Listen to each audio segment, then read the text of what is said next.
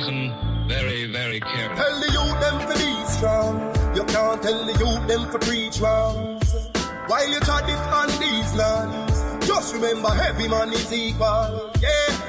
Each one teach one, and our Father God, him are the only done. So make we ease and reason, smoke trees, span the ends, all the deep meds.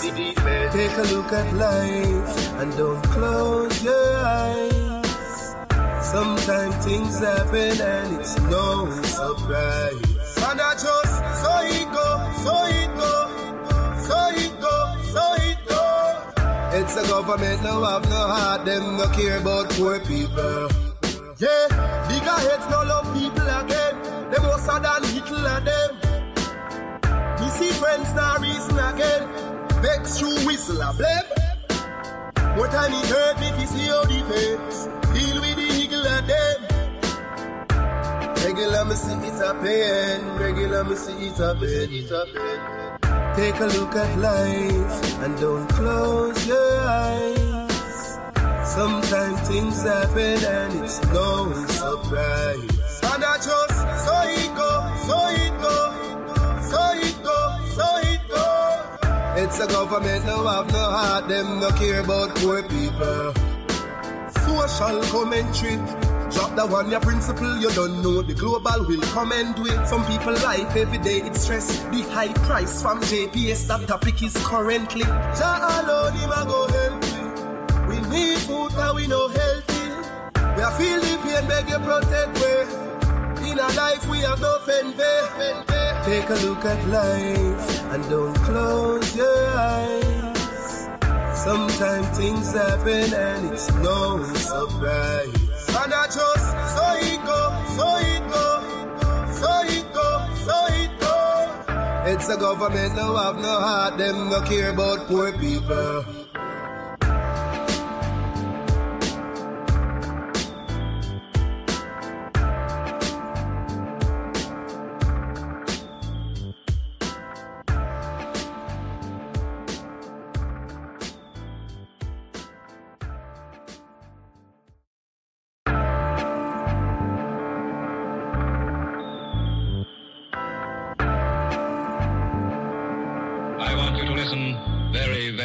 Tell the youth them to be strong. You can't tell the youth them to preach wrongs.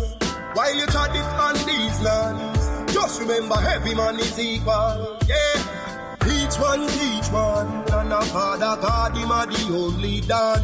So make we ease and reason, smoke trees, span the ends, all the deep meds. Take a look at life, and don't close your eyes. Sometimes things happen and it's no surprise. And I just, so it go, so it go, so it go, so it go. It's the government, no have no heart, them no care about poor people. Yeah, bigger heads no love people again. Them most than little of them. Me see friends now reason again. Vex through whistle a blame. What time it hurt me to see how the face deal with the eagle of them. Regular me see it a pain. Regular me see it a pain. It a pain. Take a look at life and don't close your eyes. Sometimes things happen and it's no surprise. And I just, so it go, so it go, so it go, so it go. It's the government, no have no heart, them no care about poor people. Social commentary. Drop the one, your principle, you don't know. The global will come and do it. Some people life every day, it's stress. The high price from JPS, that topic is currently. Jah alone, him a go help me. We need food, and we no healthy. We are feel the pain, beg you protect we. In our life, we have no fenve. Take a look at life, and don't close your eyes. Sometimes things happen and it's no surprise. And I just, so it go, so it go, so it go, so it go. It's the government, no have no heart, them no care about poor people.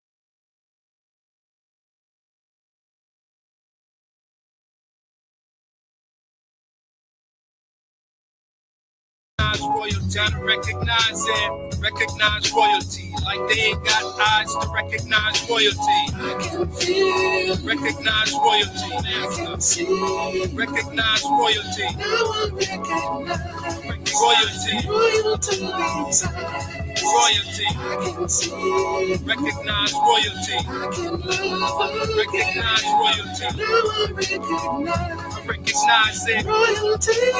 I recognize passion. Never just the man with the title in his hand, with the vital in his hand, with the Bible in his hand. Never just the man with the scepter in demand, with the lecture in the stand, with the vector and the candle. Can you understand the brand from the texture of the hand? Hard at work, are you hard at work, working with the man? Or kiss the ring of royalty? Crown him king, just a thing, letting loyalty ring. Bring frankincense and myrrh and other things. It's gold already blings from the highest that prices, no sins. Recognize the king's overruling commandments with the Trinity and the power it brings. When you recognize royalty, I feel it. I can see. Yeah, I see it.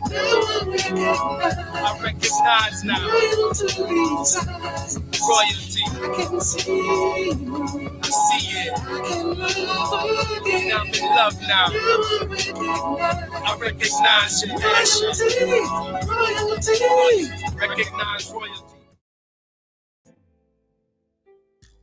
Hey, peace.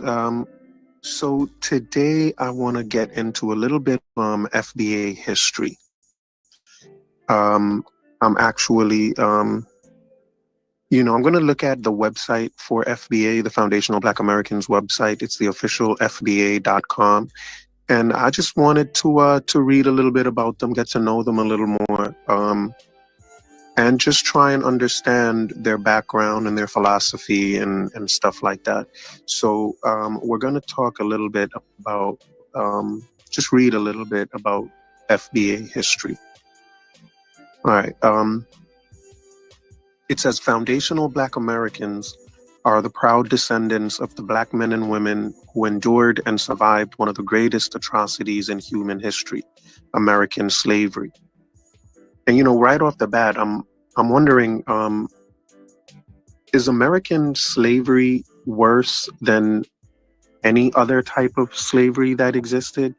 Was the slavery that was experienced in America worse than the slavery in the Caribbean or the slavery in Africa or in South America, in Brazil, Argentina, Italy, Spain?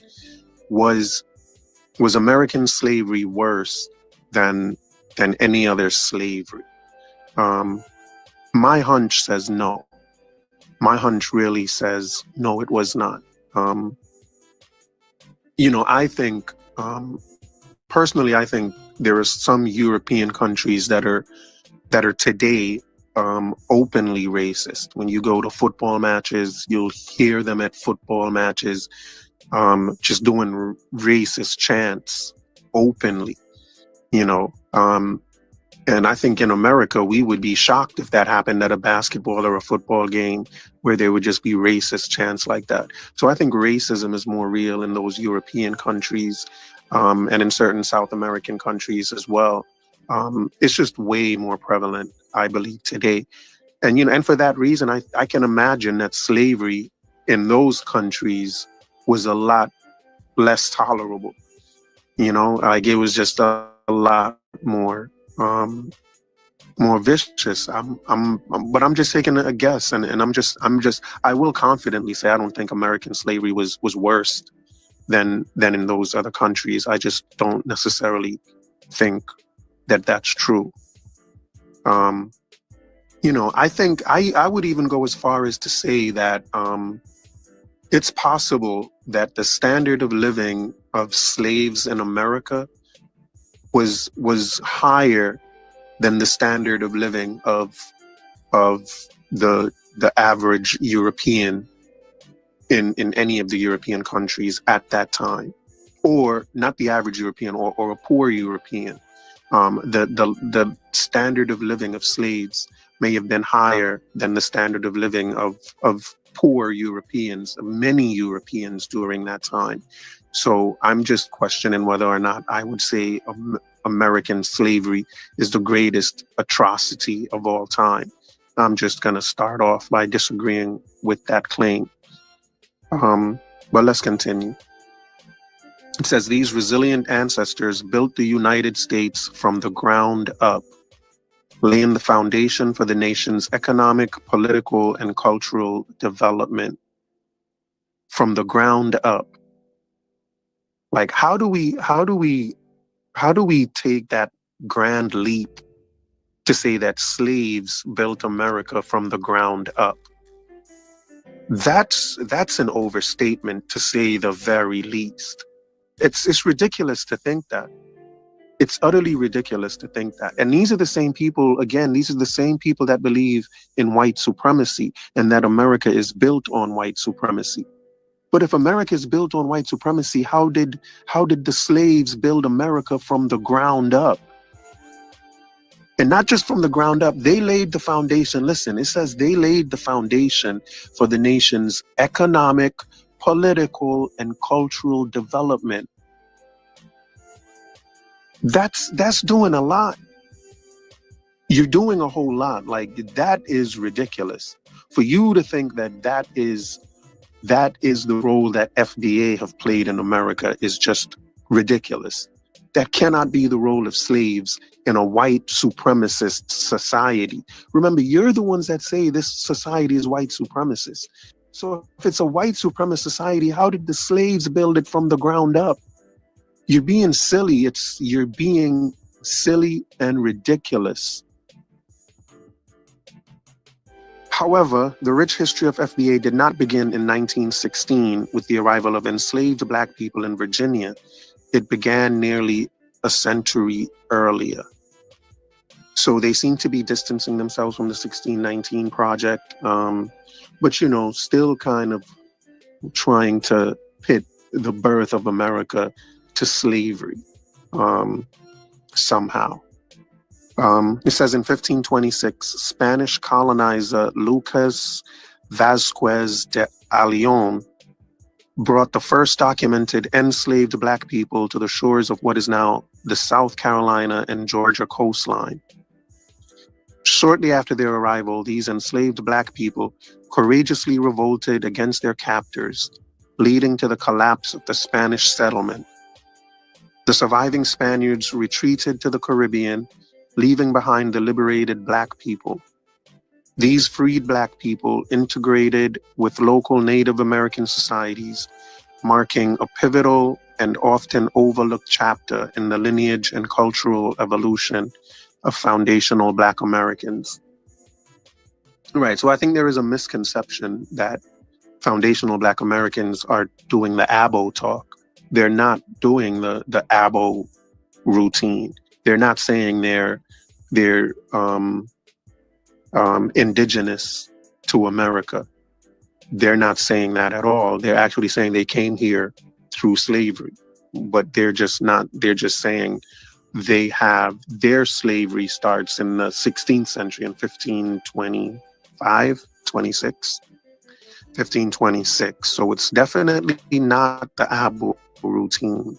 They're still brought here as slaves.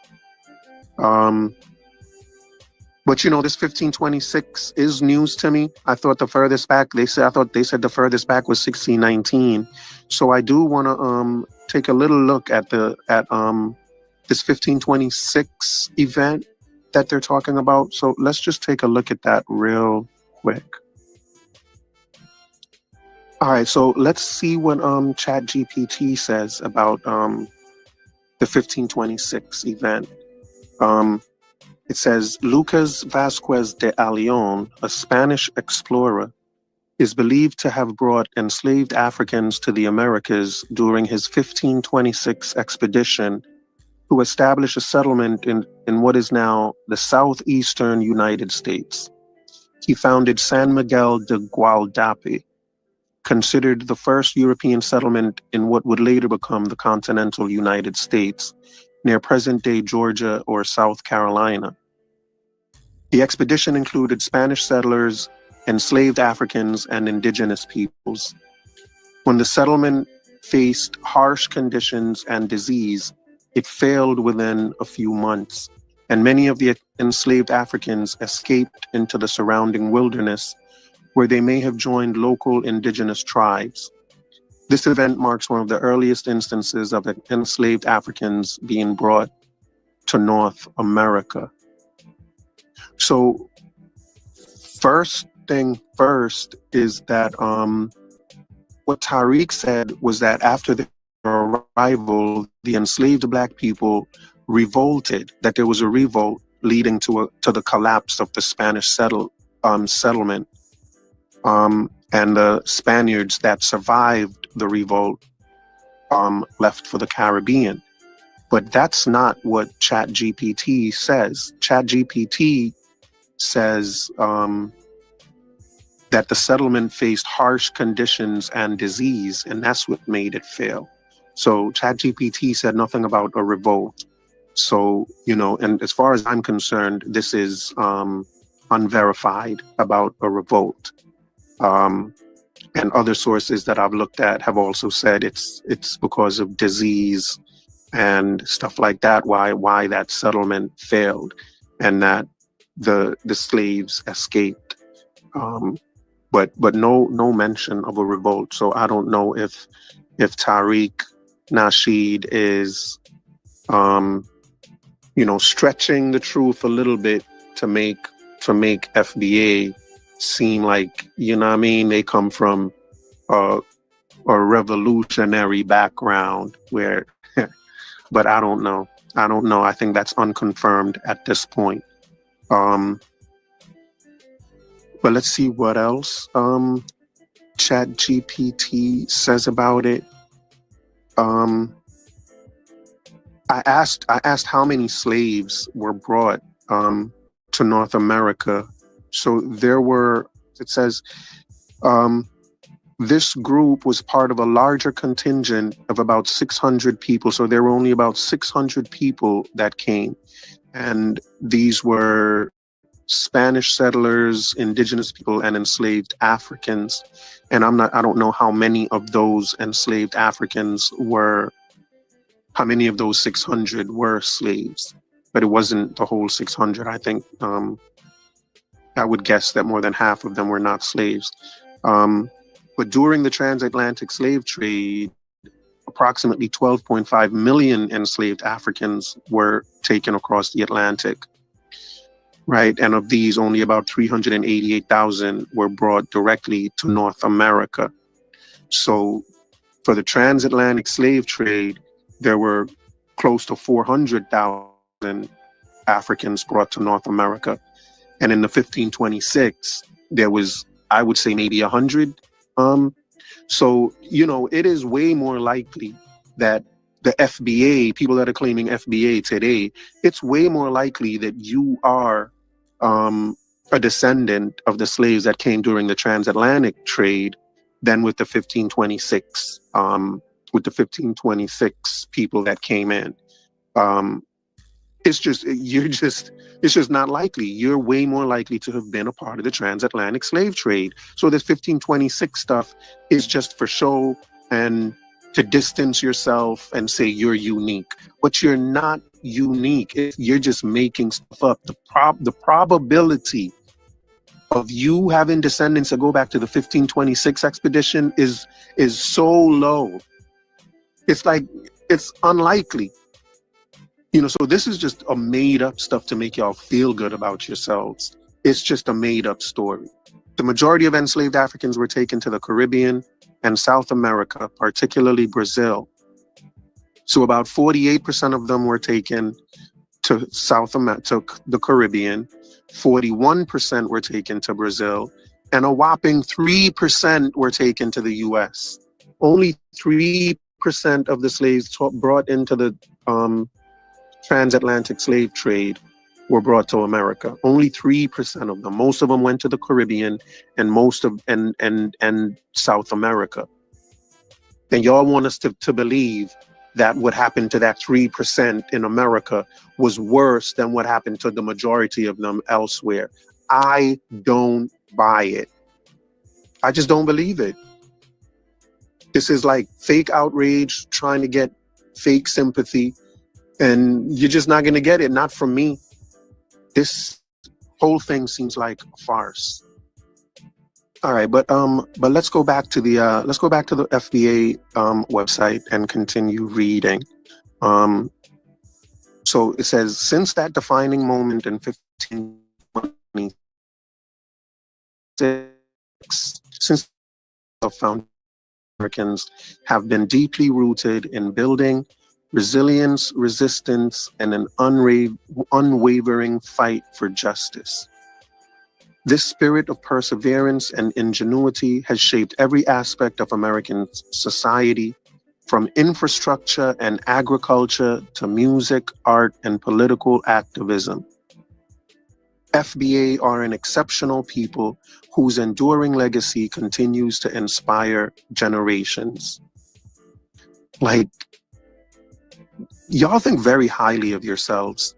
Like, y'all literally think y'all are responsible for America's success.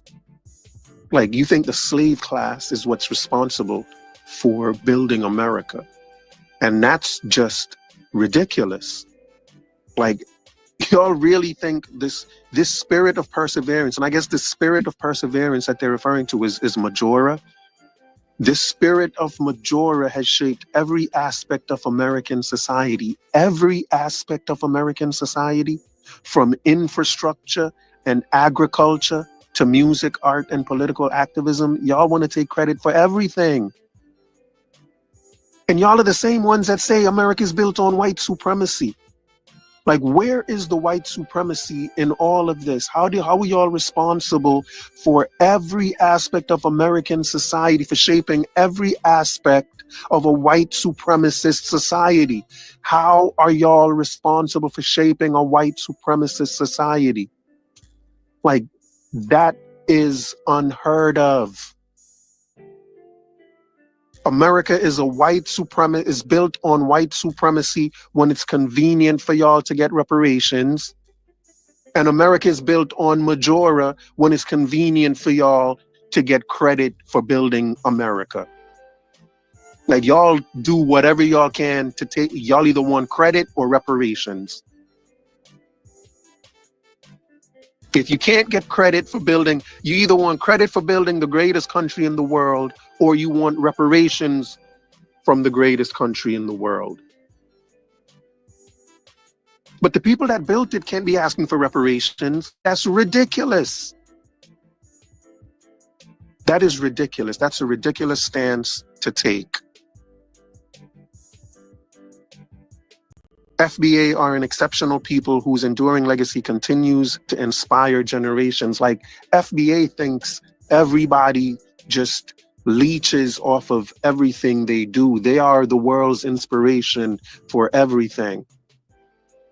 I've never seen anything like this. Like, it is like, they have such a for people that talk about white privilege, FBA has such a black privilege stance. Like, they swear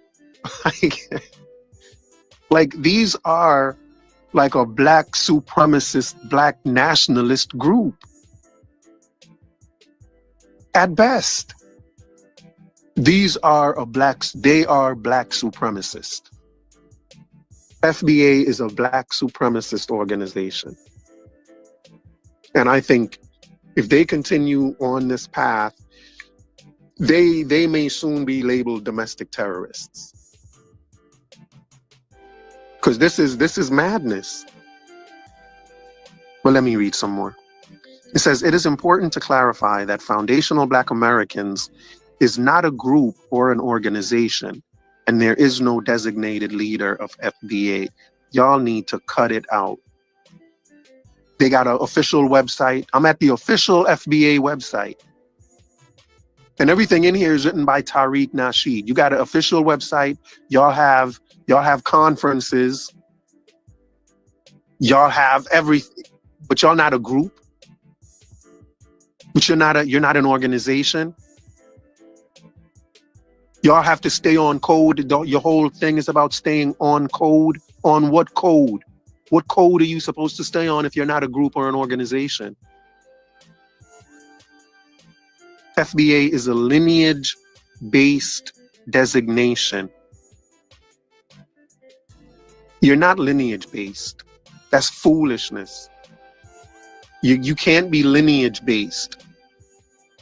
FBA, like your lineage is that you all were slaves in America. That's not lineage. You all don't go back to the same bloodline. It's likely that FBA people have blood relatives with Caribbean people. It's more likely that you have blood relatives that are Caribbeans or in South America than in America. Your blood lineage is more likely to be in the Caribbean or in South America than it is in America, because slaves were broken up. That was a part of the policy of dealing with slaves. You break up families, you break them up and send them off to different places. So what is this lineage you're talking about? This is a fake lineage. Everything about FBA right now is fake. This whole talk about building America from the ground up, fake. This whole talk about a lineage, fake news. Everything about it is fake news. Talking about you inspire generations, fake news. All of this is simply fake, just made up stuff to exalt yourselves. I've never seen the people more willing and wanting to exalt themselves.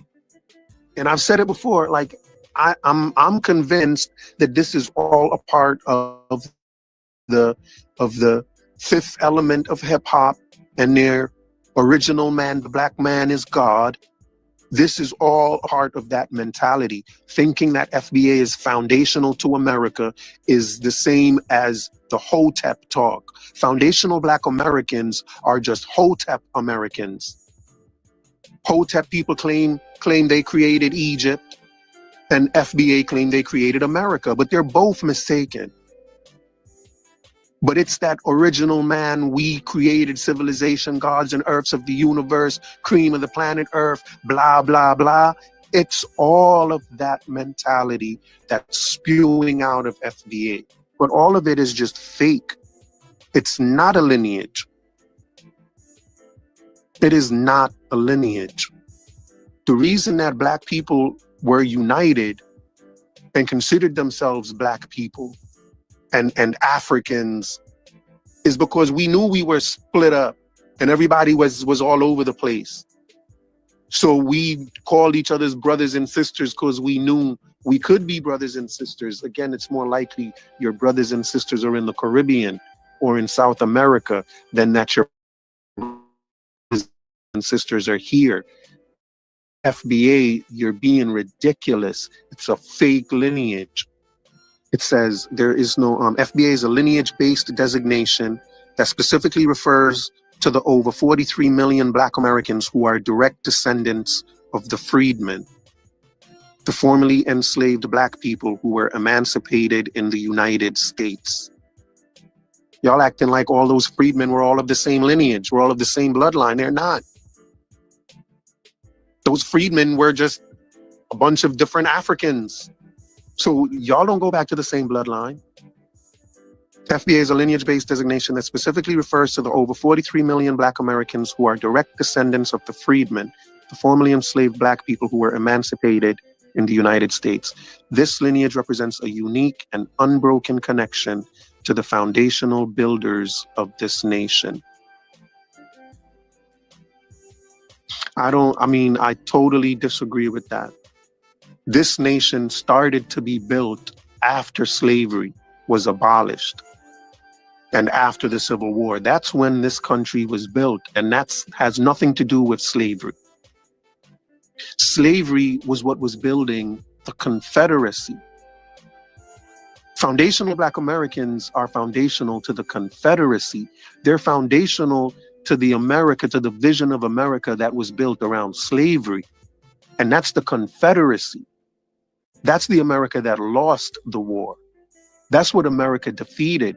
FBA is foundational to what America fought against.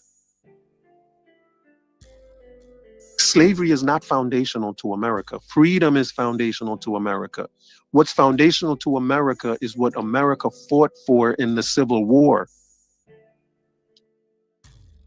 not slavery. Again, slavery is foundational to the South and to the South's vision of America. That's why the 1526, 1619, all of those things happened in the South. All these slaves were going to the South. Most slaves ended up in the South. That's why FBA people will tell you they come from the South. FBA's lineage goes back to the South, the slave states, and trying to build slavery.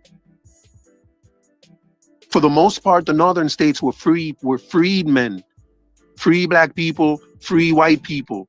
It was in the South where most of the slaves were. Were there a handful of slaves in the North? Sure, but most of them in the South. That's why FBA claims they're from the South. They're the Southern blacks. But you didn't build America. You were building the Confederacy. That's what FBA built. You're foundational to you should call yourself FBC, Foundational Black Confederates. Because that's what you're foundational to, the Confederacy. That's who slavery was. That's what slavery was building. Slavery was building the Confederacy, not the United States of America. And it ends by saying, we honor and celebrate the rich history, cultural contributions, and unyielding strength of foundational Black Americans. This recognition is not only a tribute to our ancestors, but also a commitment to preserving and advancing the legacy they established. And of course, they got gear. They got a lot of gear. They're not a group or an organization, but they got trademarked apparel. That's interesting. They got a whole flag. Are you not a group or an organization, but you got a flag? You got a whole Black Power flag. FBA Black Power flag. I told y'all Black Power is Caribbean stuff. Stokely Carmichael, Kwame Ture, the Caribbean, he is Black Power. So FBA can't be claiming Black Power. No, y'all go figure something else out. But you can't be talking about no FBA Black Power. Black Power is already taken. And that's a black people thing. Y'all not black people, y'all are FBA. They got Tariq's book, but Tariq ain't the leader. Okay. And they have an FBA Nation maroon flag. It says the FBA Nation maroon flag commemorates the legacy of foundational Black American Maroons who fought for freedom in America during the formal slavery era. Thousands of foundational Black Americans escaped bondage and formed their own independent Maroon communities in swamp areas around the southern United States. Yeah, whoop-de-doo. That's not unique to America. Or Maroon towns all over Jamaica and in the Caribbean. In South, everywhere there are slaves, there's Maroon town. That's not unique. The axes and torch on the flag represent weapons used by many Maroons to obtain their freedom. Even though there were dozens of Maroon communities around the country, the 5 stars on the Maroon flag represent the 5 primary locations where Maroon societies were established: Virginia, North and South Carolina, Florida, Mississippi, Louisiana. And like I said, the South. There's an FBA bandana, a large FBA flag. Everything is there. There's even an FBA holiday. There's an FBA holiday, but it's not a group or an organization, but there's an FBA holiday. Arutasusi.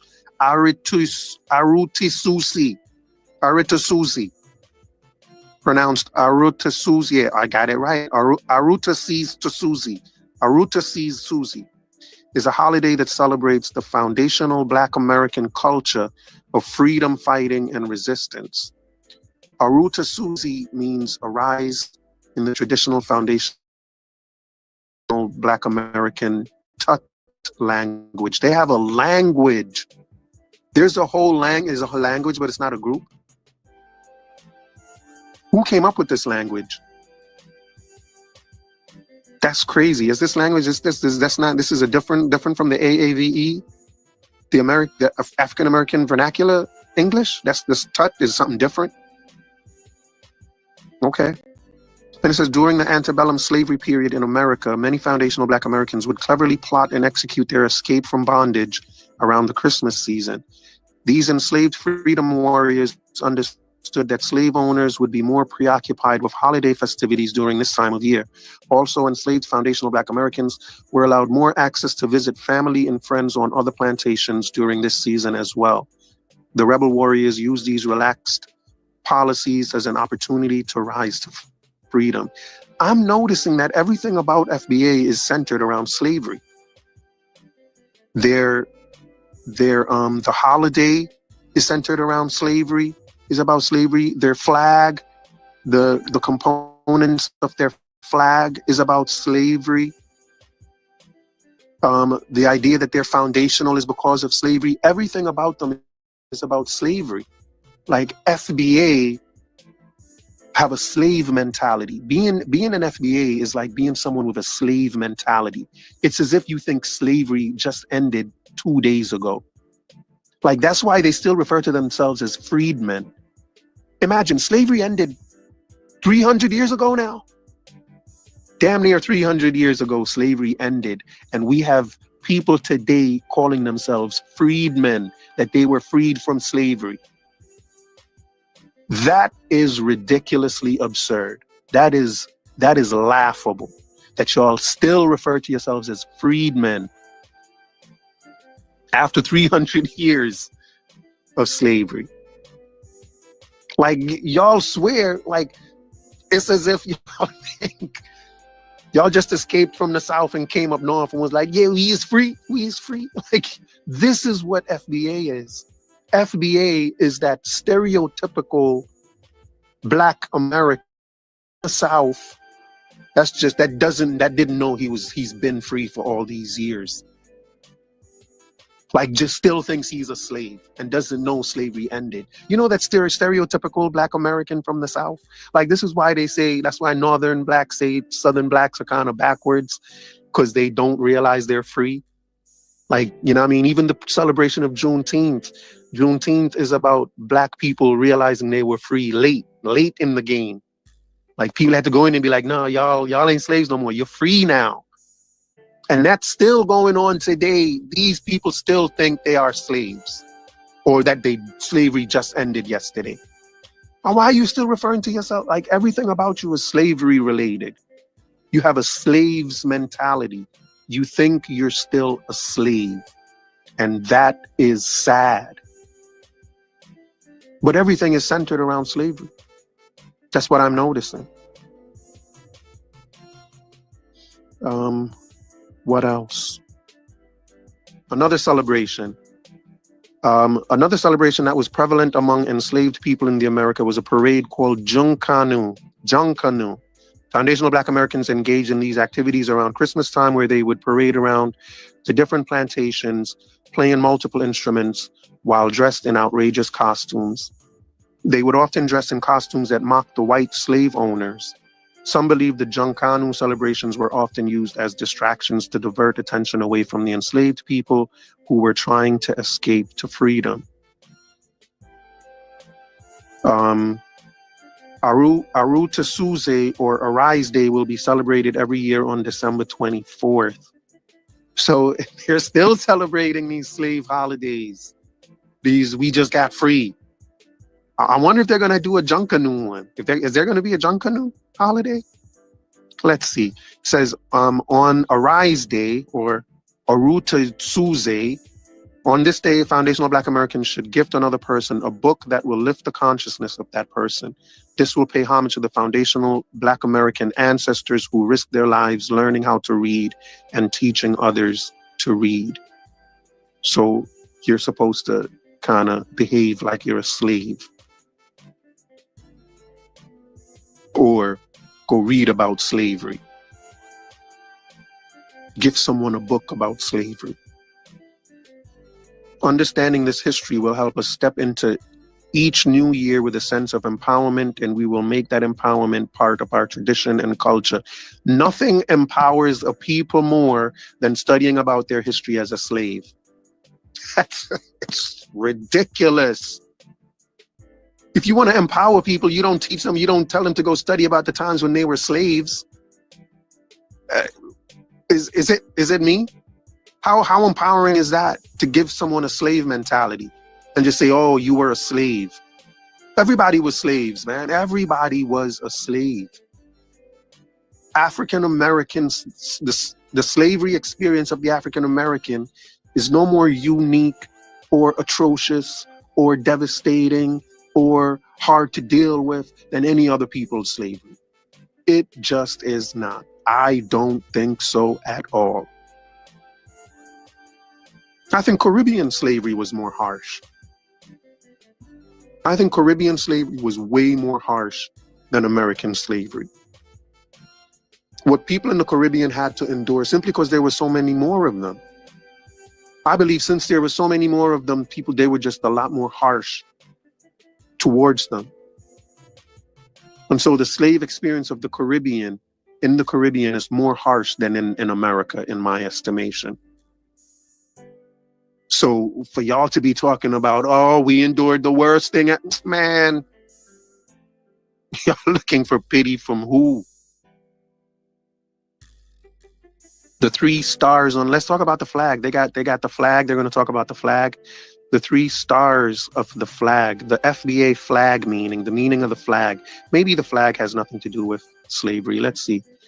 The 3 stars represent the 3 groups who make up the ethnic group that would become foundational Black Americans. The Black Aboriginal people of North America. Also, they do acknowledge the Abos. They do acknowledge the Black Aboriginal people. So it's the Black Aboriginal people of North America, the Black explorers and traders who had contact with the Americas before Columbus, and the captives brought to the Western Hemisphere from America. So those are the 3 stars. The Abos, or the indigenous Blacks, the Black explorers that came to the Americas before Columbus, and then the slaves that were brought over in 1526. Those are the 3 branches of FBA. Aboriginals, explorers that came before Columbus, right? They came before Columbus. And then the slaves that were brought over. So 3 branches or 3 stars of FBA. The fist represents the nonstop fight that foundational Black Americans have engaged in against white supremacy. This battle began on this land in 1526. So the fist is about white supremacy. The olive branches represent the historic camaraderie and peace between the black-skinned Aboriginal and the Black captives on this land. The white background represents the system of white supremacy being a constant threat, and the activity on top represents foundational Black Americans never surrendering to white supremacy. The red, white, and blue color scheme pays homage to the foundational Black American teen girl, Grace Wisher, who helped craft the current United States flag. That's interesting. That's so interesting. Grace Wisher. The 9 red stripes. The 9 red stripes represents the 9 significant slave rebellions that shaped policies on this land. The 9 red stripes is for slave. So again, it's all about slavery. FBA is a slave mentality. They're like still slaves. Who is foundational Black American and who is not? A foundational Black American is any person classified as Black who can trace their bloodline heritage, their bloodline lineage back to the American system of slavery. To be designated as a FBA, at least one parent must come from a non-immigrant background in the United States of America. If a person's matrilineal and patrilineal lineage traces back to slavery in the Caribbean, then they are not considered a foundational Black American. How does a person trace their lineage back to American slavery? The process of determining if you're a descendant of foundational Black American survivors of the American slave trade is relatively easy. 5 years after formal slavery was abolished in America, the U.S. government provided detailed information about the foundational Black American population for the first time. The 1870 census provided the first detailed accounting of the Black population. And if a person can trace their lineage to the 1870 census, they were most likely a descendant of foundational Black Americans who were enslaved. Okay. So couldn't there have been Caribbean Blacks on that census? I don't know. Maybe I'm like, I don't know. I could be wrong. But the 1870 census, some of those Blacks that appear on it could have been Caribbean. Right? So if you trace your heritage back to 1870 census, it could be to a Black immigrant in 1870, to a Black Caribbean. But that would still make you foundational, right? Simply because you go back to 1870. So is it 1870 or is it 1526? Because the fact that you go back to 1870 doesn't mean that you're tied to 1526, right? That's ridiculous. So which is it? Is FBA going back to 1870 or is it going back to 1526? This is stupid. The 1900 census is also a good verification resource. Because of the influx of immigrants to the U.S. at the time, the 1900 census has even more detailed information, which includes race, citizenship, nativity, meaning the birthplace of a person's interest, right? So now they're addressing that one. So in the So if you go back to 1900, it'll say whether the people are Caribbean or not. And that'll be, oh, y'all all over the place, bro. Somebody's going to have to explain this, make sense of this to me.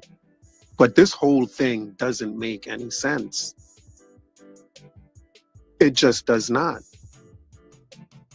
Because even somebody who's here in 1900, if you go back to someone who was on the census in 1900, how do you know those people aren't Caribbean? They didn't have to have put nativity on there. They don't have to. Or especially the 18. Okay, so you're making it clear that in 1900 they did all that, but in 1870 they didn't. In 1870 they didn't.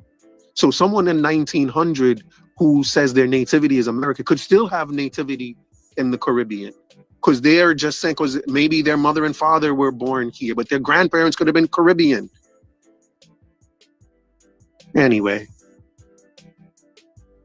This type of information is important when foundational Black Americans present a reparations claim, because every potential beneficiary should be able to provide plausible and legitimate documentation about their lineage. This is all about reparations. This whole FBA thing is all about them wanting a reparations claim. And it must be that they want a reparations claim from America, from the government. You know what I'm saying? Because why else would this even matter? Which is why I'm against that reparations. Y'all want reparations, y'all got to go to whatever companies were enslaving y'all. And they're going to have records of who was enslaved, and y'all have your lineage to prove that you were related to those people that worked. So go seek your lineage, your reparations there. But why would, you know what I mean? Because Caribbean people won't have a say in there, because Caribbean people ain't going to be tracing their lineage back to any of those companies. So if you're tracing your lineage back to companies that enslaved people, then knock yourselves out. But this is about reparations from the American government. No, you ain't getting that. I'm not really with that. And this is what this is about. You don't want Caribbean people to get reparations from the American government. I agree with you. I don't want Caribbean Blacks to get reparations from the American government. That's crazy. I also don't want American Blacks to get reparations from the American government. That's also crazy. What is the status of people with half FBA and half immigrant lineage? Good question. If you're a person classified as Black who has one parent from an immigrant background and another parent who can be traced to the American slave plantations, then you are considered a foundational Black American still. This is a very important caveat with this designation. An FBA individual whose non-FBA parental lineage comes from a person who immigrated to the United States after 1970 should not be considered or looked upon as a representative or spokesperson for serious political, social, economic, or judicial issues that affect foundational Black Americans collectively. Collectively, but this ain't a group. How is it collectively and you're not a group? What collective are you talking about?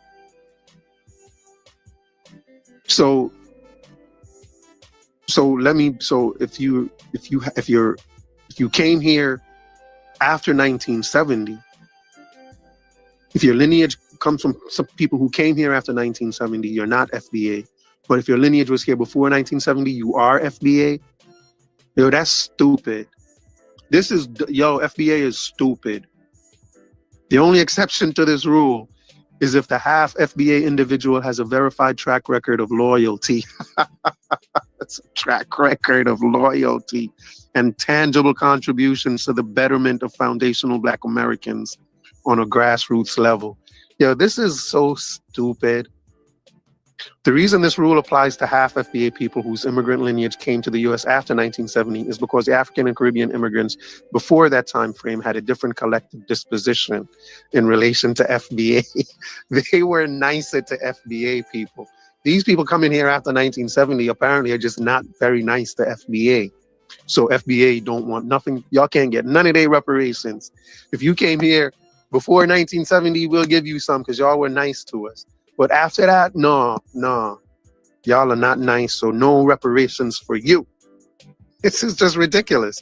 The Immigration Act of 1965 was a law that foundational Black Americans fought for in order to help Black people from Africa and the Caribbean come to the U.S. and assist FBA's reinforcement against systematic white supremacy. This was because the few Black people who were able to immigrate to the U.S. before 1965 acted as strong allies to foundational Black Americans. During the Jim Crow era in America, African and Caribbean immigrants did not have their own segregated enclaves apart from FBA. In order for them to thrive, they had to have unity with foundational Black Americans and get on code with them against a common enemy, which was or is white supremacy. So the ones that came before 1965 were strong allies. The ones today are just not. They just are not. The ones before were helping us to fight against white supremacy. Immigrants today are working with white supremacy. Because of their track record of loyalty and dedication to the fight against white supremacy during this era, many Black immigrants and half FBA activists became respected spokespersons for foundational Black Americans. People like Jamaican immigrant Marcus Garvey and half FBA Malcolm X, whose father was FBA and mother was from Grenada, became icons to FBA. Yep. And after 1970, things changed. J. Edgar Hoover's FBI COINTELPRO agenda was in full swing at this time, targeting and neutralizing Black organizations and any forms of Black solidarity with other empowerment-minded individuals. This was also the time when large groups of African and Caribbean immigrants were being allowed to come to the U.S. The government would come up with ways to use some immigrant groups as buffers against foundational Black Americans. So, but I thought y'all said it was Black Americans that were getting these immigrants to come here to fight for them, to fight with them, right? That's what they said before. FBA made it possible for immigrants to come here so that they could assist us fight against white supremacy. Now it's saying that it's white supremacy that was bringing them in to help them assist with fighting against FBA. It says the government, this was the time when large groups of African and Caribbean immigrants were being allowed to come to the US. The government would come up with ways to use some immigrant groups as buffers against foundational Black Americans. The US government didn't intend on allowing another Marcus Garvey or Stokely Carmichael type of immigrant come among FBA society. Oh, okay, I get it. FBA made it possible for immigrants to come here and help FBA fight the good fight. But then when the government got hip to it and saw that they were bringing over these Marcus Garvey types, the government was like, put an end to that. And the government started bringing in less of the Marcus Garvey type and more of the Marcus Cooney type. And then, you know, the government just started using these immigrant groups as they saw fit and to work in favor of white supremacy, or to be, you know what I mean, vanguards of white supremacy. So the government kind of switched what the FBA intended in terms of what the FBA wanted to do with the immigrants that they made possible to come in. You know, the government switched the purpose of that. And so now, since that purpose is switched, then their attitude towards their attitude towards immigrants is going to change. Because, you know, instead of working against white supremacy, you're working for white supremacy. Okay, got it. Starting in the 1970s, the US government implemented a benign neglect policy against foundational Black Americans, while they began to prioritize allocating tangible resources to immigrant groups. Consequently, this incentivized many individuals from immigrant backgrounds to collaborate with white supremacists and sabotage progress for FBA. So immigrants are just white supremacists at this point.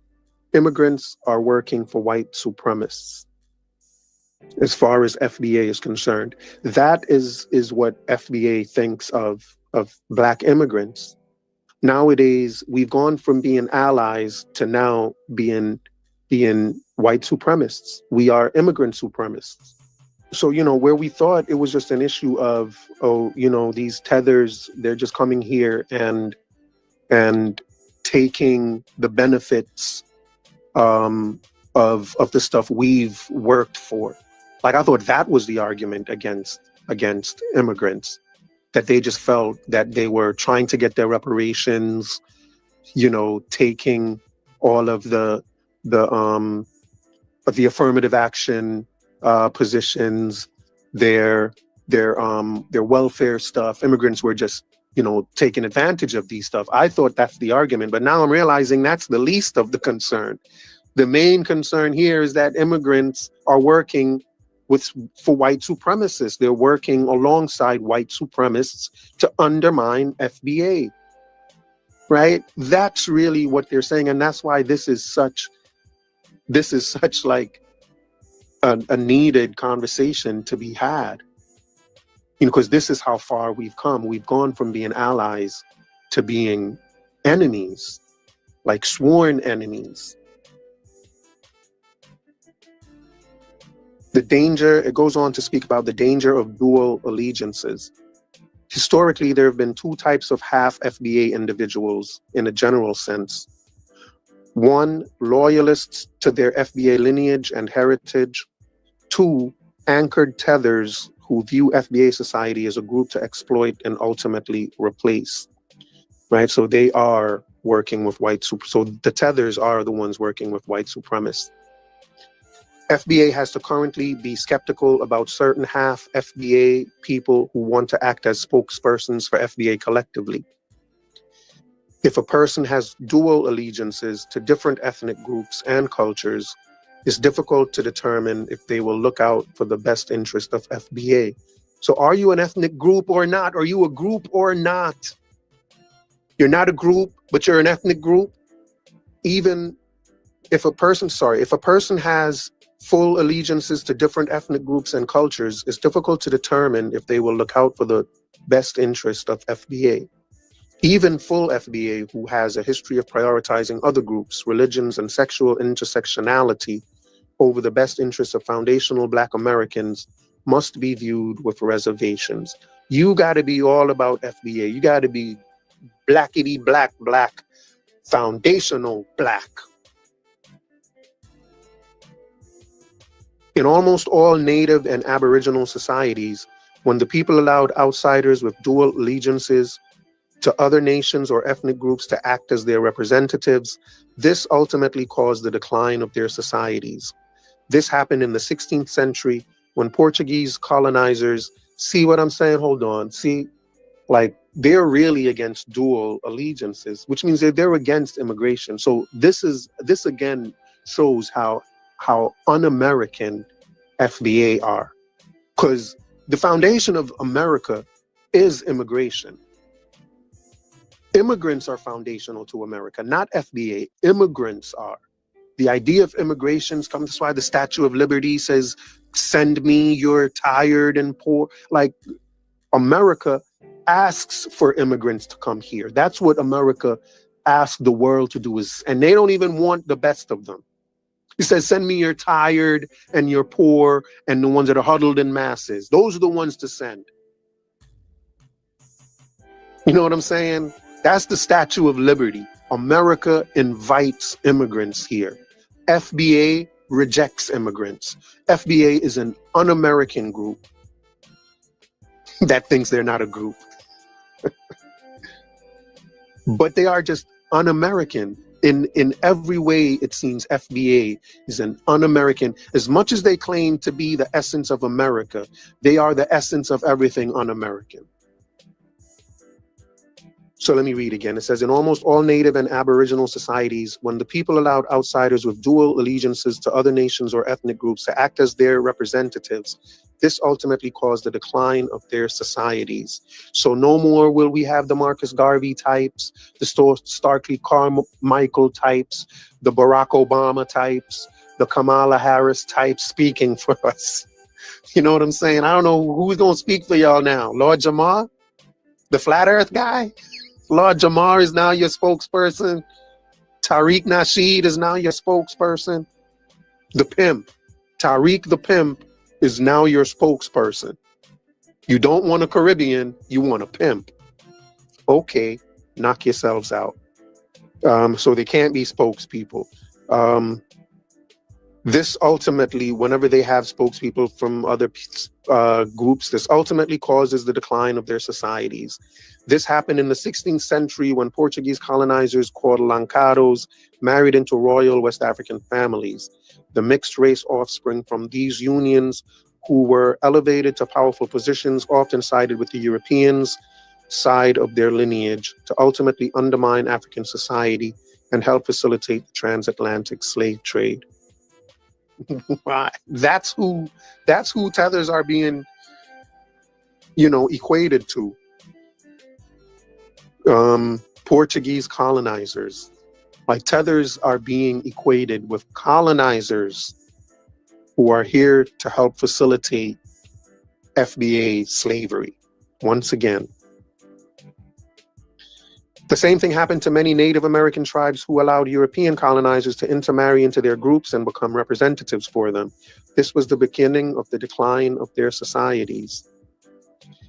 In modern times, the white establishment deliberately elevates non-FBA or anchored tethers to act as spokespersons and leaders for foundational Black Americans.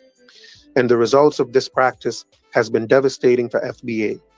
For this reason, foundational Black Americans should only consider other qualified, full FBA representatives to act as spokespersons for the collective interests of the ethnic group.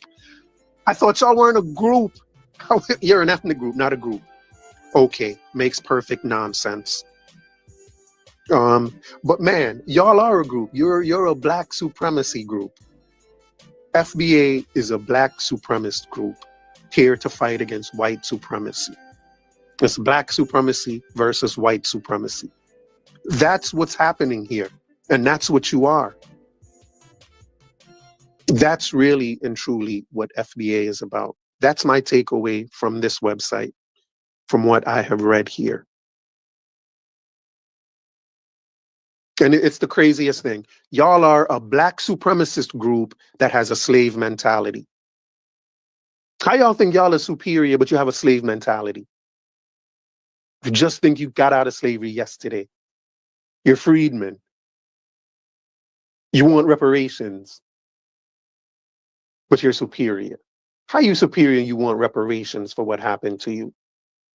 Man, y'all need to really reevaluate your positions.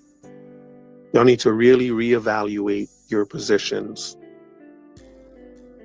But that's it. That's the FBA website. That's the Foundational Black American website. That's everything you need to know about FBA. And it sounds to me like a grand scam. It sounds to me like nothing but a grand scam.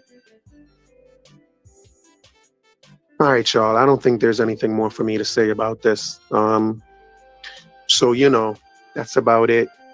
Thank y'all for taking the time to watch the video. Hit the like button, subscribe, hit the notification, turn on your notifications, please. You know what I mean? Subscribe. Please subscribe to the channel. We need subscribers, And yeah, man, hit that cash app. American Dream is alive. All right, y'all. Bless yourselves. Be good. Catch y'all on the next one.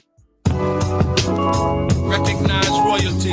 Recognize it. Recognize royalty. Gotta recognize it. Recognize royalty. Like they ain't got eyes to recognize royalty. I can feel. Recognize royalty. I can see. Recognize royalty. Now I recognize royalty. Royalty. I can see. Recognize royalty. I can love. Recognize royalty. Now I recognize it. Royalty. I recognize passion. Never just the man with the title in his hand, with the vital in his hand, with the Bible in his hand. You never just the man with the scepter in demand, with the lecture in the stand, with the vector and the candle. Can you understand the brand from the texture of the hand? Hard at work, are you hard at work? Working with the man, it's the ring of royalty. Crown him king, just a thing, letting loyalty ring. Bring frankincense and myrrh and other things. It's gold already blings from the highest of prizes, no sins. Recognize the king's overruling commandments with the Trinity and the power it brings. When you recognize royalty, I feel it. I can see. Yeah, I see it. I recognize now. Royalty. I can see. I see it. I'm in love now. I recognize your passion. Recognize royalty. Sunrise royally. Sitting on top of the world. I'm five morally.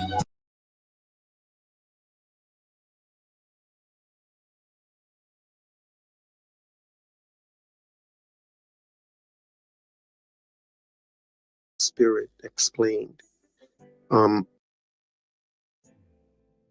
Hey, peace, everybody. How y'all doing? Blessings to you all. Hope everyone is well. So I came across a video recently with Tariq Nasheed, and the video was entitled "The Majora Spirit Explained." And he spoke about what he called Majora. He says it's a brand new spiritual essence that was developed within African Americans from fighting slavery and dealing with white supremacy. White supremacy is the antithesis of the Majara spirit, which means it's the opposite. White supremacy is what Majara is not. It is the complete opposite. And, if it is true that that Majara is, or that white supremacy is the antithesis of Majara, what does that make Majara? Does that make Majara black inferiority? Or would it make it black supremacy? For some reason, I think the answer is going to be black supremacy. I think that's more of the antithesis of what white supremacy would be. It wouldn't be black inferiority.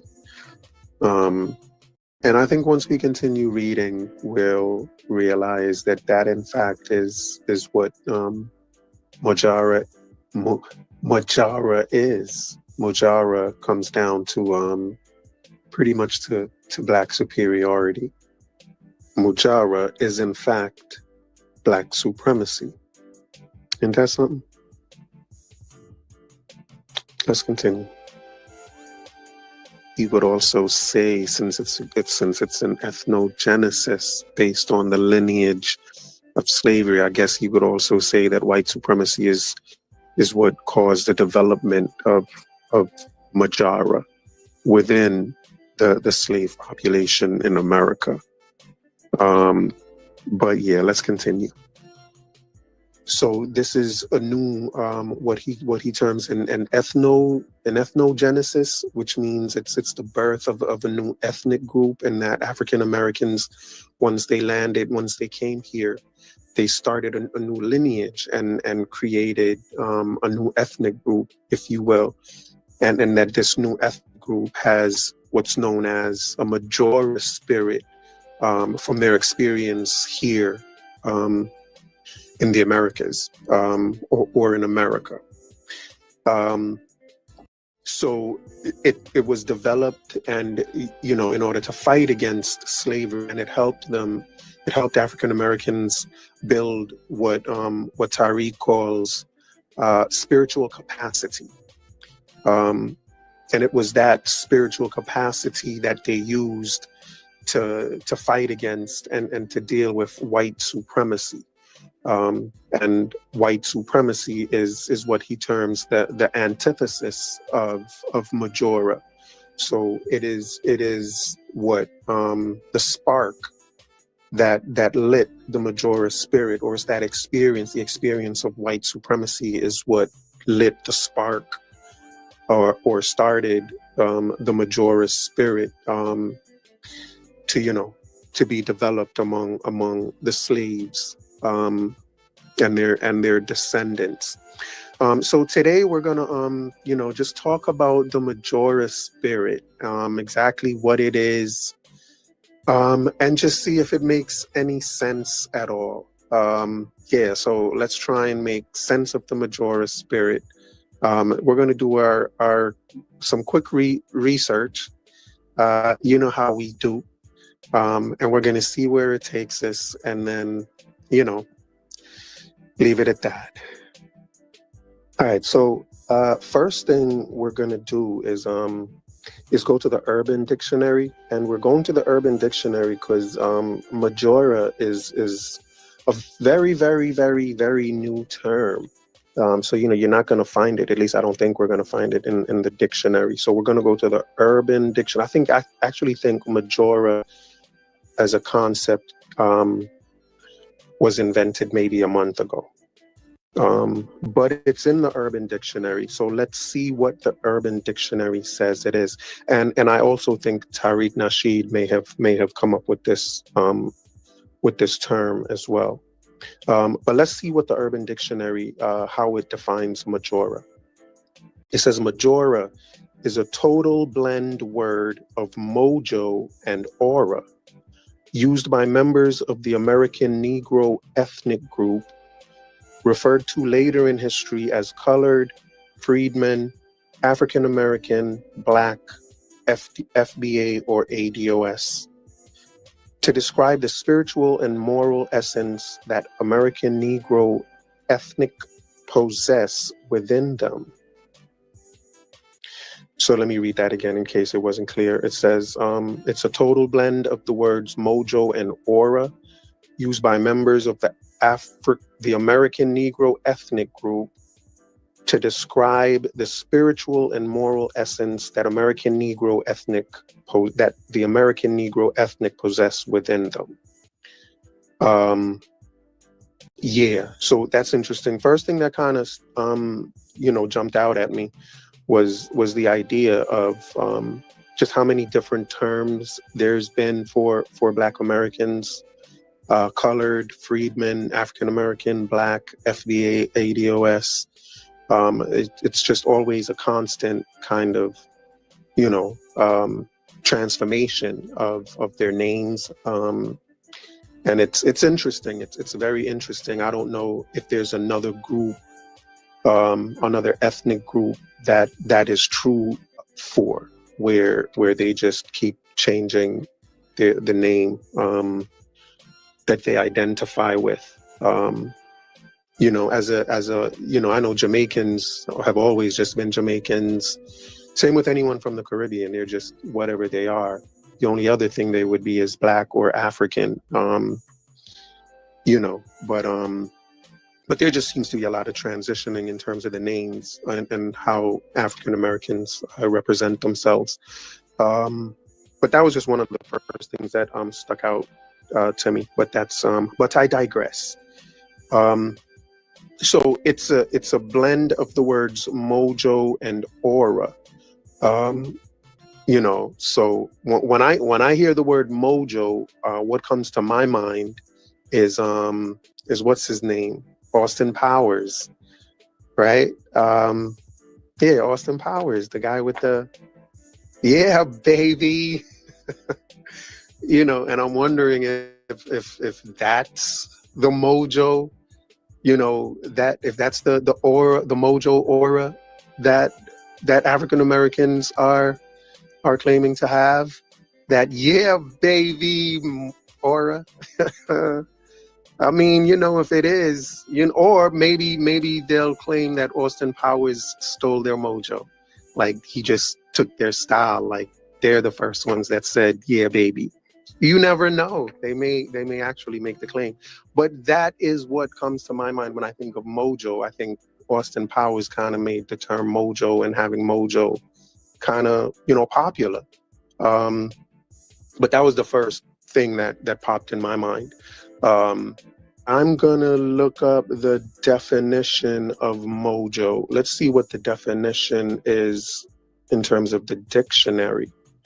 It says mojo, a noun, a magic charm, a talisman, or a spell. Someone must have, and then it gives it in a sentence. Someone must have their mojo working over at a record company. So it's a magic charm. When you have mojo, when your mojo is working, it's kind of like your voodoo is working. You have magic powers, a talisman or a spell. So that's what mojo is. It's kind of like a supernatural spell or something supernatural. The other definition it gives is magic power. And it says in a sentence is, the name has no mojo. So mojo is wrapped around magic and spells. That is the I believe it's an African term, and that's the African root of it, is this idea of magic. Interestingly enough, that's also the root of the ancient Egyptian religion is magic. The ancient Egyptian religion is actually called Heka. But it actually stands for magic, and it's pretty much just voodoo. The religions and how religion manifests in Haiti, I would say, is very similar to how it manifested in ancient Egypt. And it's that same idea of magic or voodoo in ancient Egypt, as it is practiced in Haiti. So it's interesting for me that, FBA would choose mojo or that type of magic, and say that that's the type of spirit. They have the spirit of magic, or the spirit of casting spells. It's just interesting that that's how they would choose to define themselves. But let's see what else we can say about the definition. It says mojo is not a permanent thing. You could lose your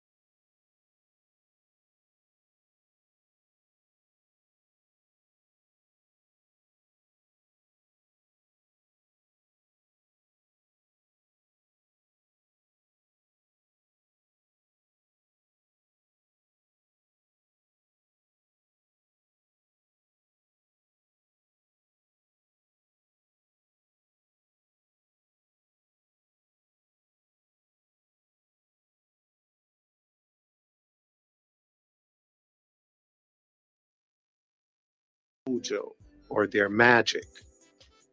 So that's the key term in Majora, all the baggage. But it's not permanent. You can have mojo one day and then the next day you lose your mojo in ancient Egypt.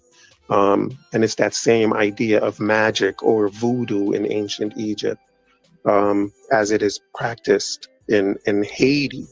So it's interesting for me that, FBA would choose mojo or that type of magic, and say that that's the type of spirit. They have the spirit of magic or the spirit of casting spells.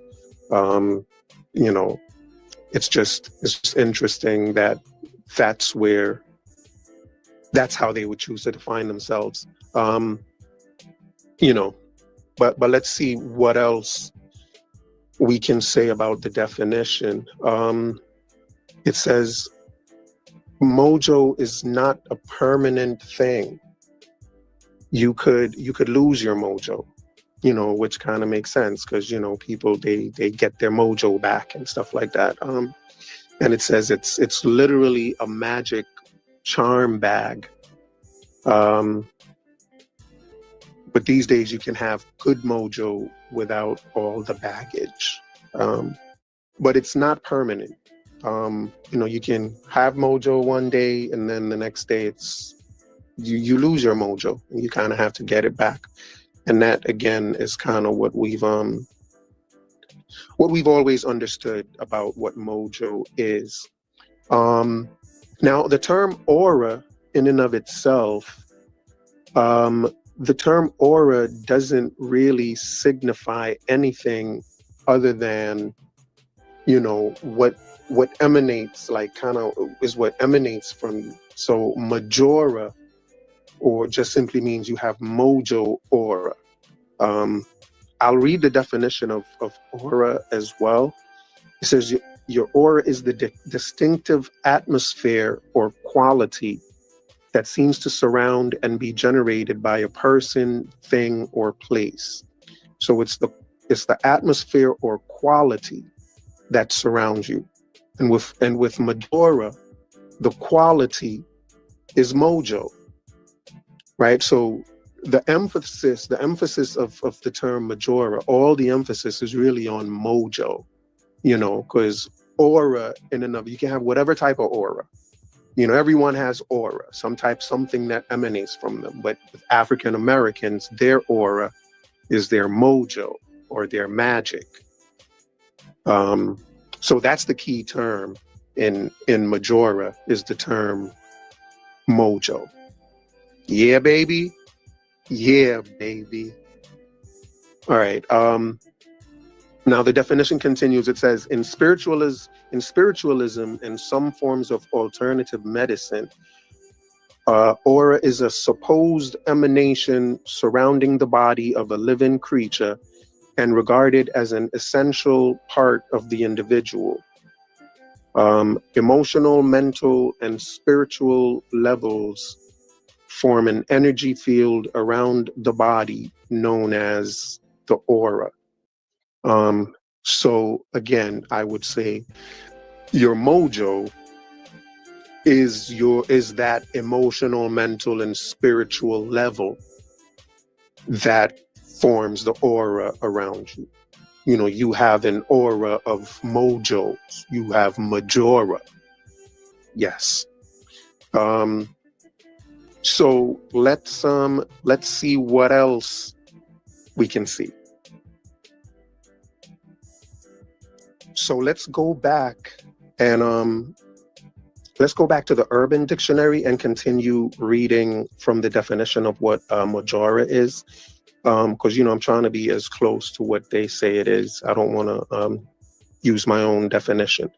It says a total blend word of mojo and aura used by members of the African American Negro ethnic group to describe the spiritual and moral essence that American Negro ethnic possess within them. So it represents their spiritual and moral essence. So the idea of magic, is still there, because once you mention spiritual, that's some magical stuff. So they still have the idea, the spiritual stuff in there. But let's see what else it says. It says, think of it as a unique, due to their lineage, non-physical essence within the American Negro, capable of enduring beyond bodily demise. Okay, that's interesting. It says it's unique due to their lineage. It's a unique, non-physical due to their lineage, but it's non-physical.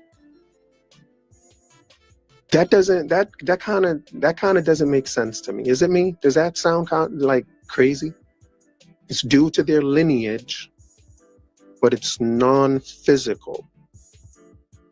But I thought lineage was physical. Isn't lineage about your DNA, which is physical, something physical? So they said it's due to your lineage, but it's a non-physical essence. It's a non-physical essence within you because of your lineage. Okay. I mean, maybe they're saying it's because of your experiences as an African American. That's why they say it's your lineage. So that's a little bit interesting. I'll use the word interesting, but let's continue. And it endures beyond bodily demise. So it is magic.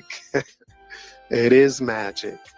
The mojo is absolutely magic. If it's something that endures after you die, we're talking about magic. It constitutes the essence of America and American culture, and can what? Wait, hold on. How? It constitutes the essence of Majora. Magic. The same magic. Majora is how is that the essence of America and American culture? Magic, spells. How is that American culture and American? Talisman stuff. That's not American.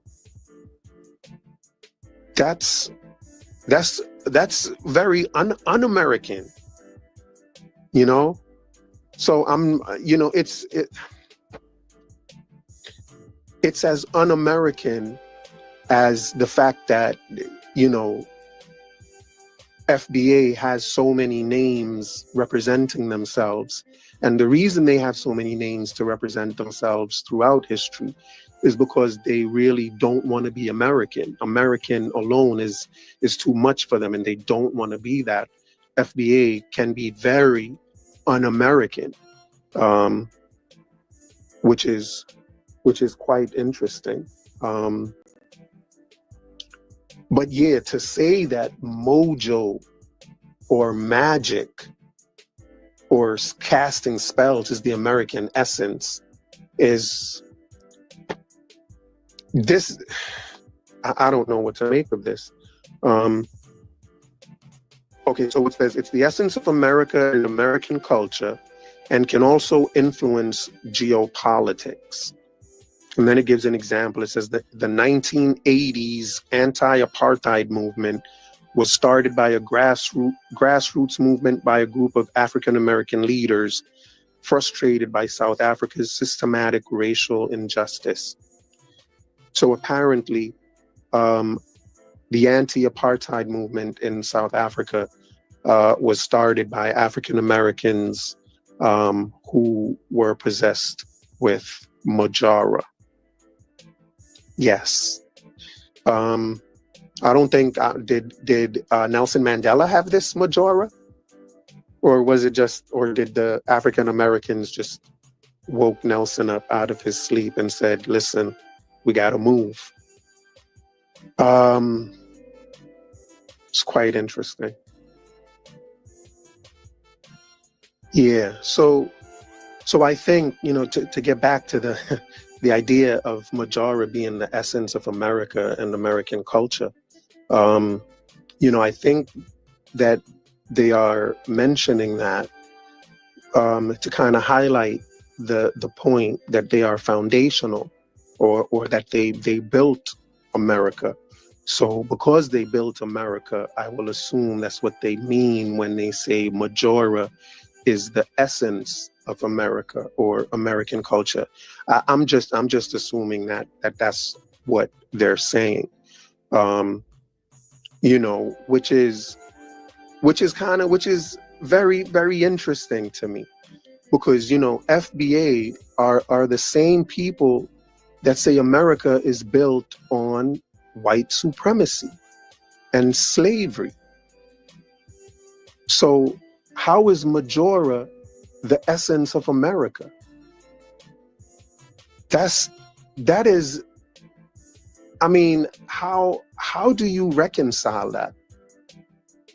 The very essence of Majora, as Tariq Nasheed mentioned, the very essence of Majora came about through building spiritual capacity, and building spiritual capacity as a response to slavery and white supremacy, which is what America was built on, according to FBA, right? And that's what created their Majora.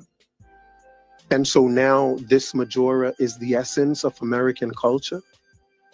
How is Majora the essence of America, and the people that possess Majora want reparations from America? Maybe I just misunderstand what y'all mean when y'all say Majora is the essence of America. Like, what do you mean by that? The essence of American culture? I thought white supremacy and racism and systemic racism was the essence of America and American culture. I thought that's what built America and American culture. Now you're saying it's this Majora? I'm gonna need help, like, understanding this whole thing, because it all seems contradictory to me, and it just all seems just made up. It's so weird. It's so weird. In one breath, you wanna, FBA wants to distance itself from Africa, because they're now their own ethnic group. They have an ethnogenesis. They want to distance themselves. It's just them. But then they have Majora, and Mojo is magic and voodoo from Africa. So it's just like, it's as if everywhere you turn, there's a contradiction. Everywhere you turn, there's a contradiction. And let me just say this. If Majora is the spiritual and moral essence that's within the American Negro, what happened to P. Diddy's Majora? Where was his morals? If it's some moral essence within you, did I take it P. Diddy lost his Majora or his mojo? Is that what happened? When you define it like that, are you assuming that morals, this moral essence, is something that is unique? That's unique to the African American? Surely you don't think that is, oh no, it does say it's unique. A unique essence of morality. Did you look at that? FBA thinks very highly of themselves. They think they are, I think in a previous video, we in the series about the history of hip hop culture, When you get a chance, y'all should check out that series. But in that series, we spoke about the idea of hip hop being founded around the fifth element, which is mainly Islam, and the teaching that the black man is the original man, the creators of civilization. And I think that idea is what has made it possible for FBA today to be talking about they are foundational to America. It's that same idea of they're the original man, the gods of the earth. It's the same Majora that had them thinking they created Egypt. They're the ancient Egyptians. That same thing, that same idea that's seeped into their brain, that they are in fact the original man, the gods of the universe, the black man and woman. And that seems to be what the Majora spirit is really about. They have what no one else has. They are God's chosen. They're the true Israelites. They're the Hebrew Israelites. They are anyone original is them. The Moors is them. Everybody is them. They are the greatest of God's creation in their minds. Everyone is just there to be a part of the experience of their greatness. And that's what Mojo Aura is, the greatness of the African American. Instead of Majora, you may want to consider trying a true American essence. It's called patriotism. Try being, instead of changing the name you use to represent yourselves every decade, just refer to yourself as an American, because that's what you are. Just be an American. Try on patriotism. Try on love for your country. See how that works out for you. I think it may work out for you a lot better than the magic that you're relying on. Because that's really all it is magic. Yeah. Just be an American. Or is being an American not enough? Does being an American make you the same as everyone else, as every other American? And you want to be something better. You want to be foundational. You want to be better than everybody else. I hate to burst your bubble, but you're not. You're no more American than anyone else. FBA are no more American than any American immigrant. Immigrants are more foundational to America than slavery. The idea of immigrants coming here is really what's foundational to this country, not slavery.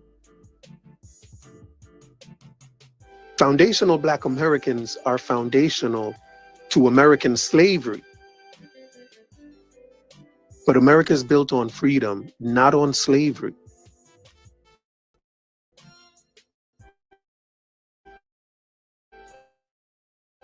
Immigrants, people come here looking for the American dream. That innovation, that's what America is built on, not on slavery.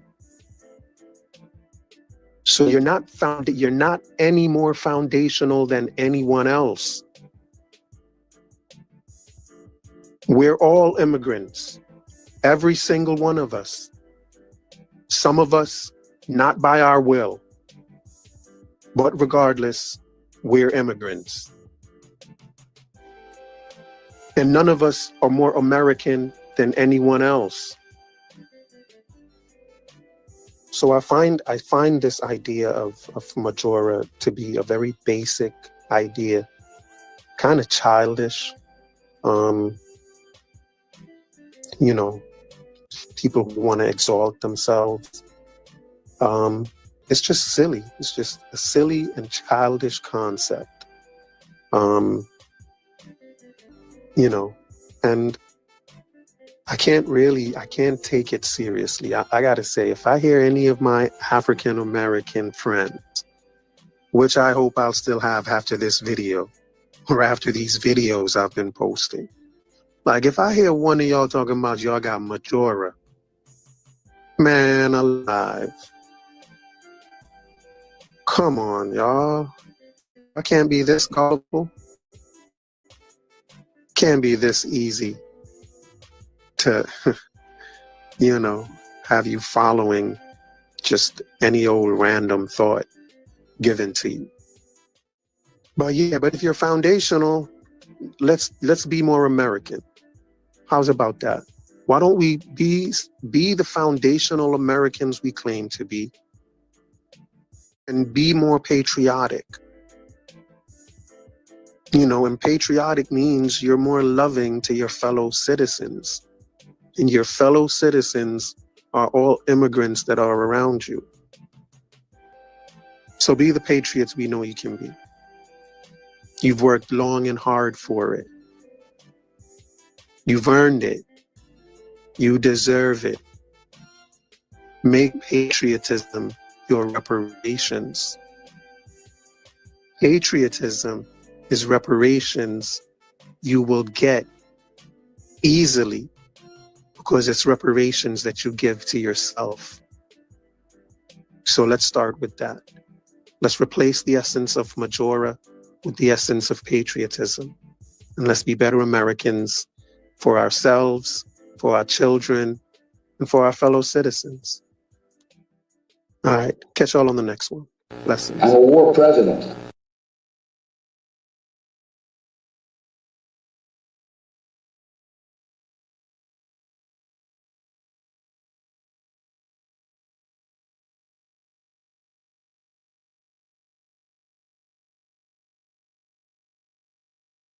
To hear this.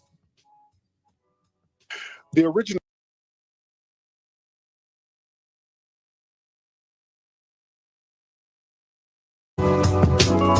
Recognize royalty. Recognize royalty. Gotta recognize royalty. Like they ain't got eyes to recognize royalty. I can feel. Recognize royalty. I can see.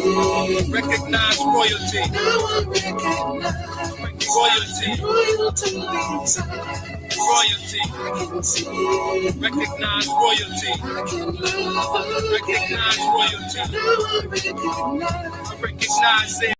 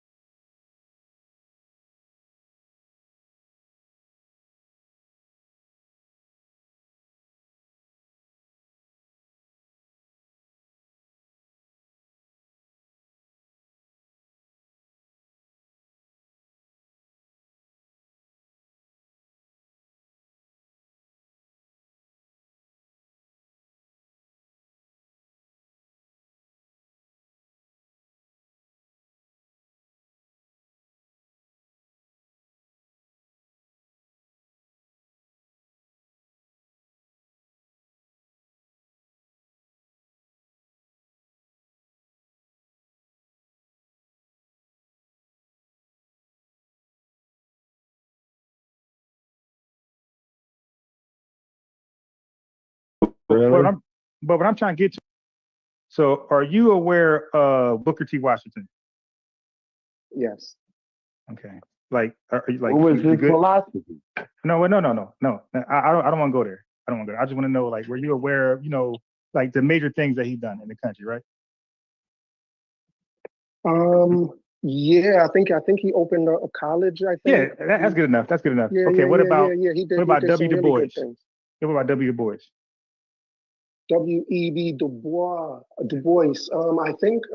Yeah, I know educator, about him as well. educator, Yeah, I know a little bit about him, right? yes. Author. And he went to Black Wall Street and documented over there. Okay. Yeah, I think he was different from. You can correct me, but I think he was different from the other guy you just mentioned. Booker T. Booker T, and that I think Booker T more wanted to stay in America. W.E.B. Du Bois was down with leaving to go somewhere else. You can correct me if I'm wrong. Okay, well, so was Marcus Garvey. Marcus Garvey wanted to leave the country as well. Right, as well as W.E.B. Du Bois. Yeah, but I don't recall W. Du Bois like pitching the idea to like FBAs or Black Americans at that time. And probably an even more significant difference is that where Booker T was more of a capitalist, W.E.B. Du Bois was more communist. Yeah. So, really?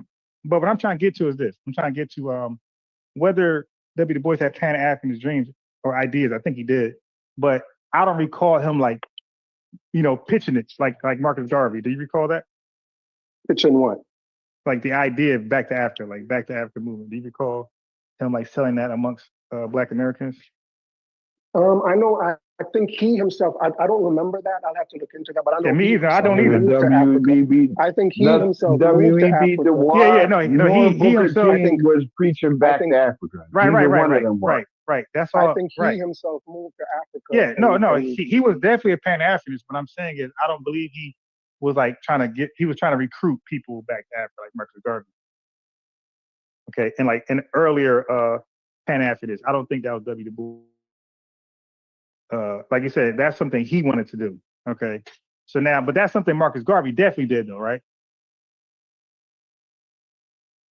Marcus Garvey definitely wanted back to Africa. Okay, and he was probably inspired by whom with the back to Africa ideology that you think? Marcus Garvey. Yeah, like Marcus Garvey. What inspired that thought of his? You got me on that. I think certain abolitionists also supported a Back to Africa movement. Yeah, but so I think, they are different in ideology, though. So basically, what I'm saying is that the early you talking about the KKK? No, I'm talking about the ACS, the American Colonization Society. So the Back to Africa movement was from white supremacists. Like that was their way of trying to get rid of that part I do know. So now the reason why they wanted the Back to Africa movement is because they didn't want free Black slaves that brought themselves out of like Delaney, that brought themselves out of slavery. They didn't want them to like spread that message to other enslaved people.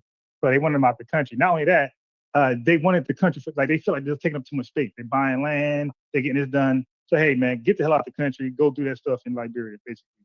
Can I say something for 1 second? But is it on topic? Because I'm trying to get to something. No, it's on topic. But okay. Go ahead, finish. When you're done, let me talk. Okay, so 90. Do you think? I'm sorry, Ron. Ron, do you think? No, Abraham Lincoln was a white supremacist? Wait, do you think Abe Lincoln was a white Abraham Lincoln definitely was. Wait, hold on. Wait, stop. Definitely stop. was. Wait, hold on. Stop. Before we go there, because now we're going. I'm trying to finish up on the abolitionist movement and the Back to Africa thing, right? Pan-Africanism. So Pan-Africanism was a white supremacist idea that they influenced and enforced on Black folks. Some Black folks didn't have a choice, but I don't know if you know that or not. But some free Black folks didn't have a choice. They were sent back to Liberia, whether they agreed or not with the Back to Africa movement. But I will say this though to you. Did you say was it abolitionists or white supremacists? It was white supremacists. They definitely didn't rock with Black folks. They wanted us out of the country because they felt like we were abolitionists and white supremacists. You just said it was abolitionists. They're sometimes the same. Yeah. So listen, bro, it doesn't matter what you are. Fighting to free the slaves were white supremacists. No. Yes. No, wait. Chat. Y'all got to get on the same page. Y'all got to get on the same page. I got this. So now, American Dream. You said the abolitionists were trying to free who? The abolitionists were trying to free the slaves. No. Slaves. No. Now look. What were they trying to abolish? Okay. What were they trying? They were trying to abolish slavery, right? Son, you my son right now. They were dealing with free. Okay, Dad. Yeah. Dad, you're can my I get son. my allowance, please? No, you about to get cooked. No. Yeah, the abolitionists. Hey, yo, why Chad, is my dad cooking? Why is Dad doing? Are you a single dad? American, hold on. Come on, Dad. Hold on. Why are you doing the cooking? I got you, son. Hold on. I'm sorry, I digress. I digress. Let's stop with the insult. No. That's an insult. No. He's not insulting because I said son first. He's just going with that narrative. I'm just messing with him. Yeah, that's all good. No, I said it first, right? So I can take back, the joke. But anyway, you are my son because the abolitionists, American Dream, the abolitionists. They were only dealing with freed Black people. They were not dealing with enslaved people. So that whole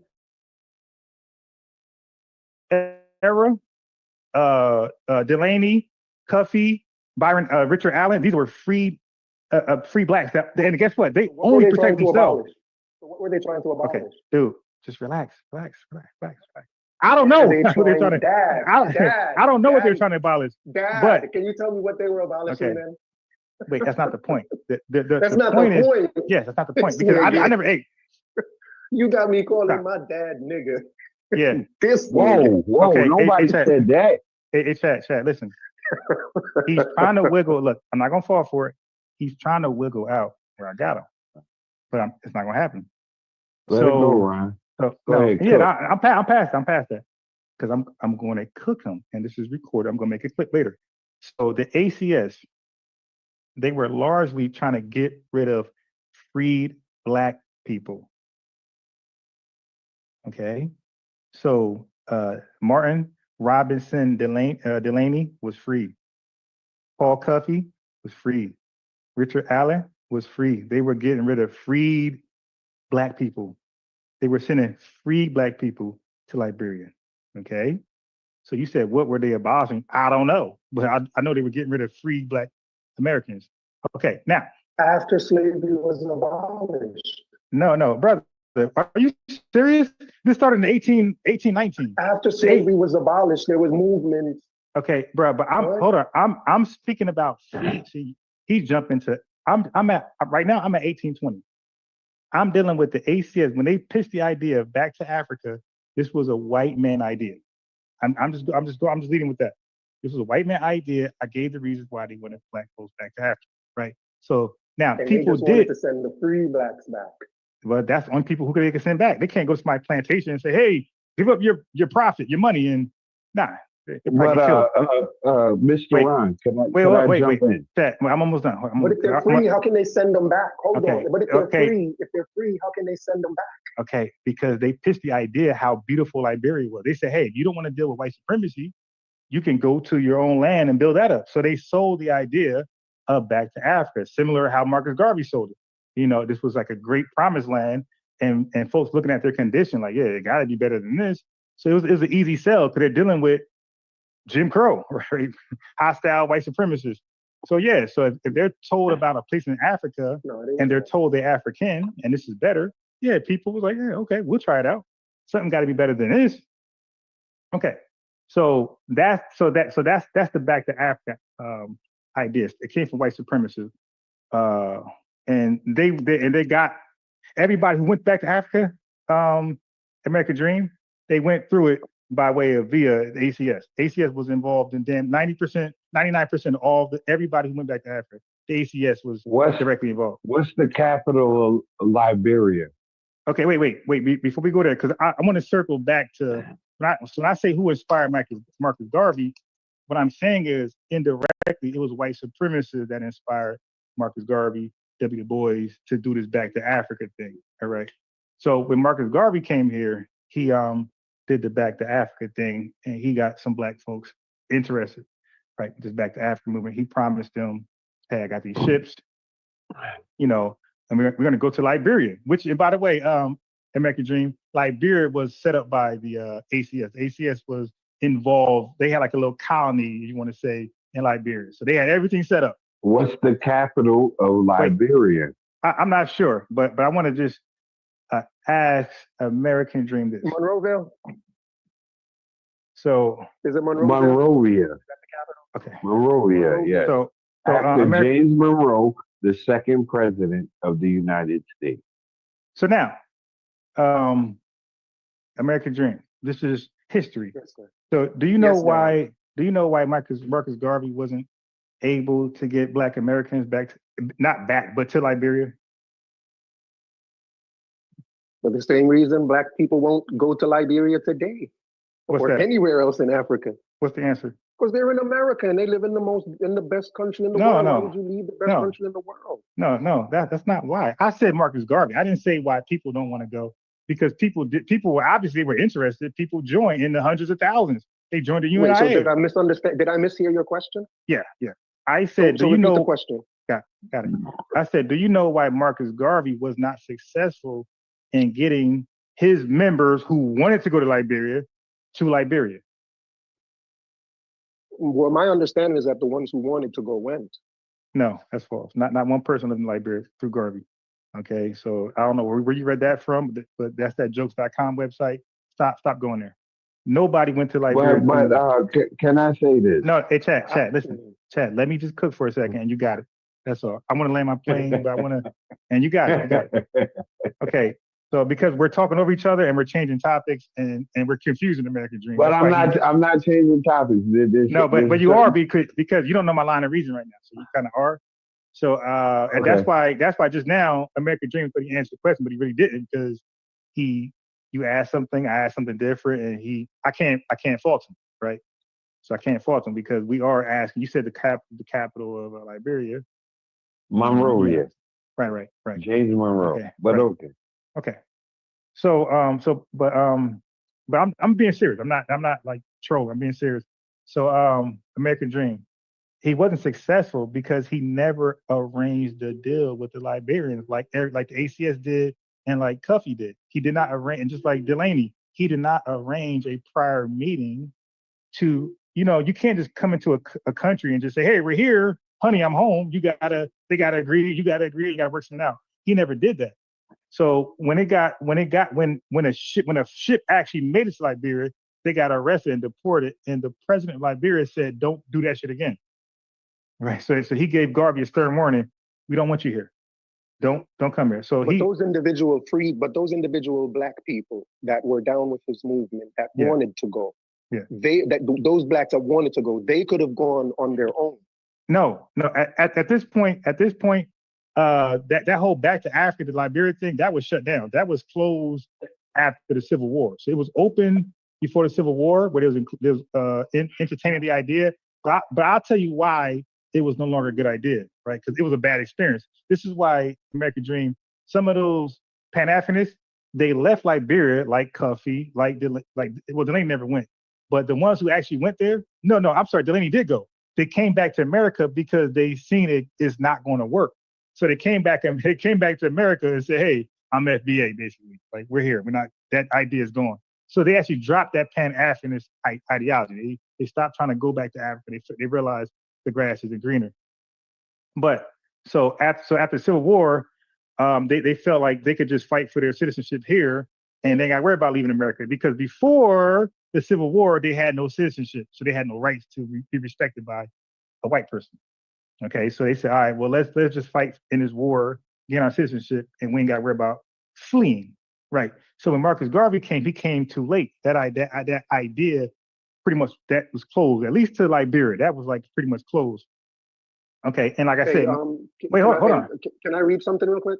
All right, wait, okay, go ahead. This is from ChatGPT. It says, through his Universal Negro Improvement Association and the Black Star Line, Garvey promoted the idea of returning to Africa to build a self-sustaining Black nation. However, only a very small number of people, estimated in the hundreds at most, actually migrated to Africa as part of Garvey's efforts. So Garvey did take people to Africa. Okay, all right. Just want to clarify that. All right, cool. Recognize royalty.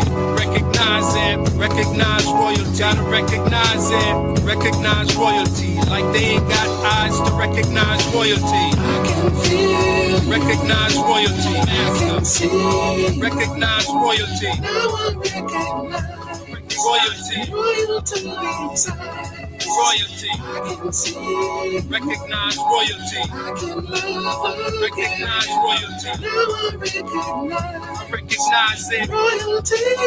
I recognize passion. Never just the man with the title in his hand, with the vital in his hand, with the Bible in his hand.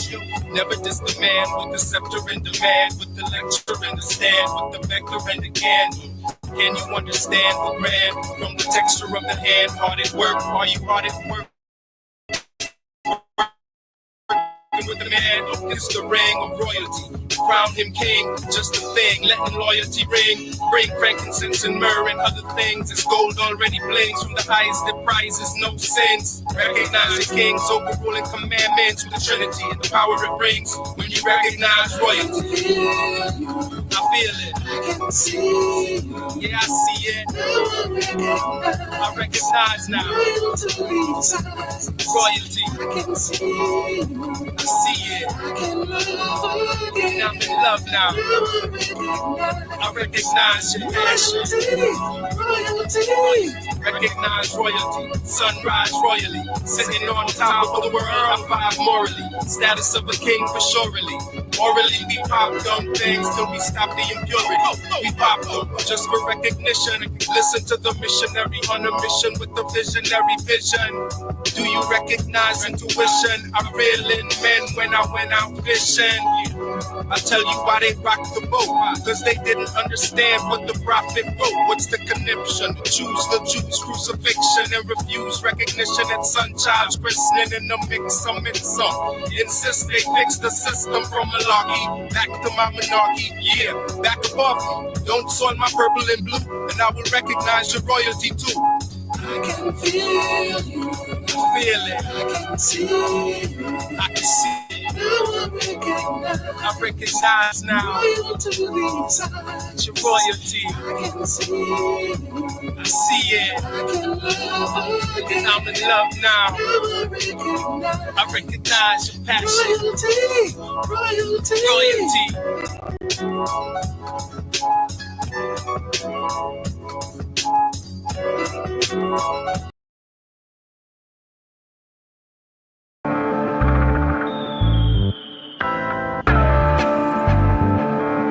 I want you to listen very, very carefully. Tell the youth them to be strong.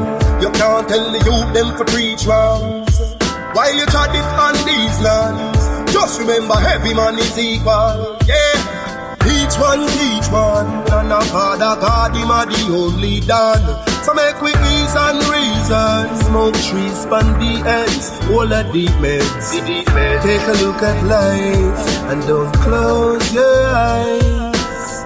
Sometimes things happen, and it's no surprise. And I just, so it go, so it go, so it go, so it go.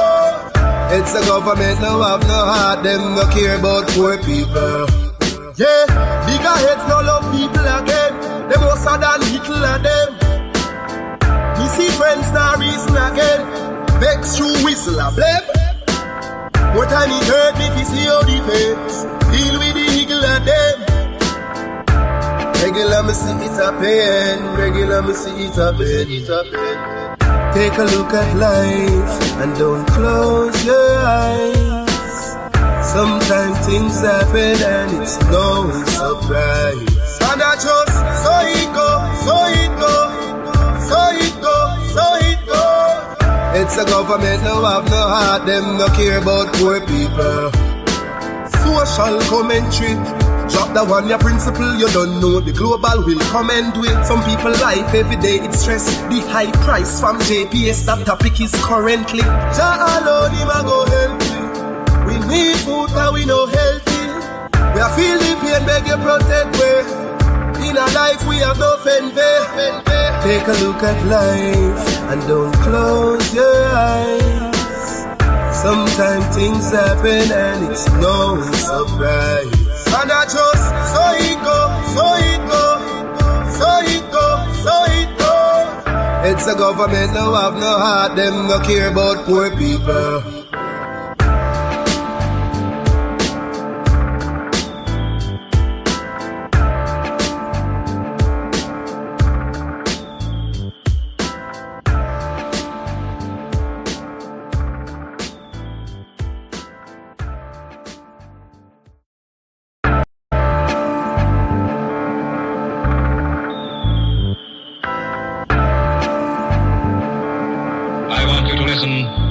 Very carefully. It's all about life in the street. People are suffer, try survive in the heat. Bad mind them up to one hygiene a do it. That's why enough of them get rifle a beat. Everybody want big ups and want to drive in a Jeep. Every day I'm at the ball when she buy in a read. Not even 5 days, you can't find for the week. Me no see no changes, the same cycle repeat. Give thanks cause life it's a sweet. But keep an eye open every time you go sleep. Cause mankind jealous and them idle go live. Them never yet plant and not try figure rape. Bigger heads where you fight for the sake. Now care about the future nor the child where you creep. Them a pray the fat Kyle was submit. The system will slide where you fit. In the streets where we born and grow. Only Jah know and nobody know. When we talk about ghetto life, talk about ghetto life. Everybody a priest and them want the dough. That's why them a speed and they on the go. Cause this a real ghetto life. This a real ghetto life. Yeah. Everybody just a pre-success. When me looking at the street, you me see enough stress. Them all a fight for who reach up next. Everybody want floss and a beat up chest. Juvenile in a them teen love sex. Them a breed the fast money, them no need subjects. And if you're unfortunate, please don't vex. Also the things said cause the streets don't rest. In the streets where we born and grow. Only Jah know and nobody know. When we talk about ghetto life, talk about ghetto life. Everybody a priest and them want the dough. That's why them a speed and they on the go. Cause this a real ghetto life. This a real ghetto life. Yeah. It's all about life in the street. People are suffer, try survive in the heat. Bad mind them up to one hygiene a do it. That's why enough of them get rifle a beat. Everybody want big ups and want to drive in a Jeep. Every day I'm at the ball when she buy in a read. Not even 5 wheels, you can't find for the week. Me no see no changes, the same cycle repeat. Give thanks cause life it's a sweet. But keep an eye open every time you go sleep. Cause mankind jealous and them idle go live. Them never yet plant and not try figure rape. Bigger heads where you fight for the seed. Now care about the future nor the child where you creep. Them a pray the fat Kyle will submit. The system will slide where you fit. In the streets where we born and grow. Only Jah know and nobody know. When we talk about ghetto life, talk about ghetto life. Everybody a priest and them want the dough. That's why them a speed and they on the go. Cause this a real ghetto life. This a real ghetto life. Yeah.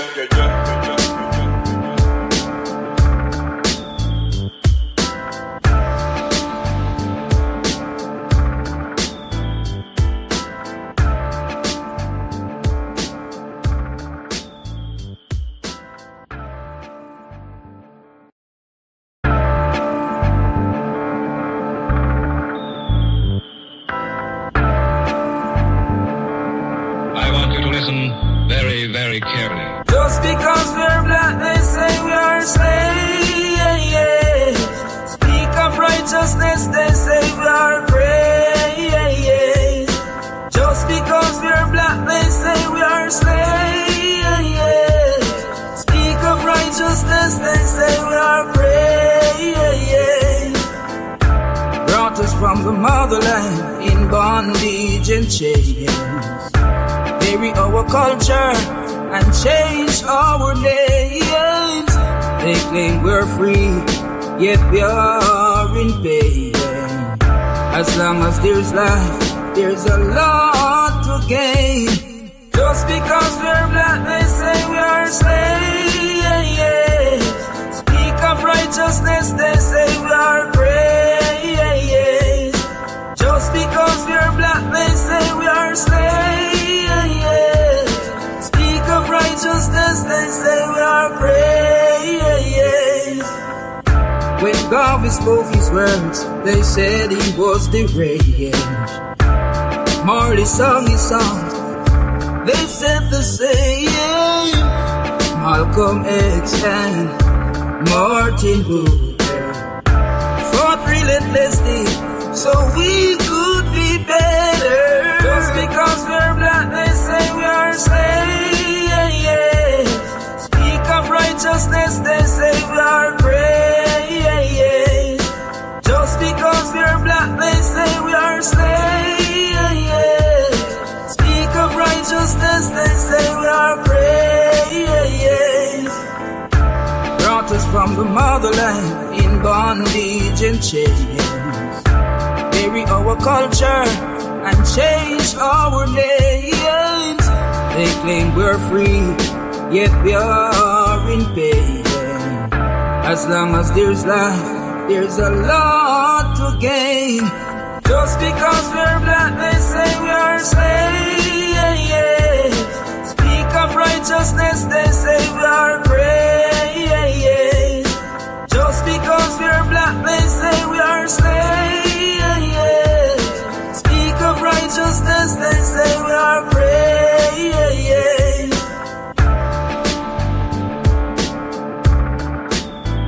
Hey, peace. What's happening, everyone? We're not dealing with.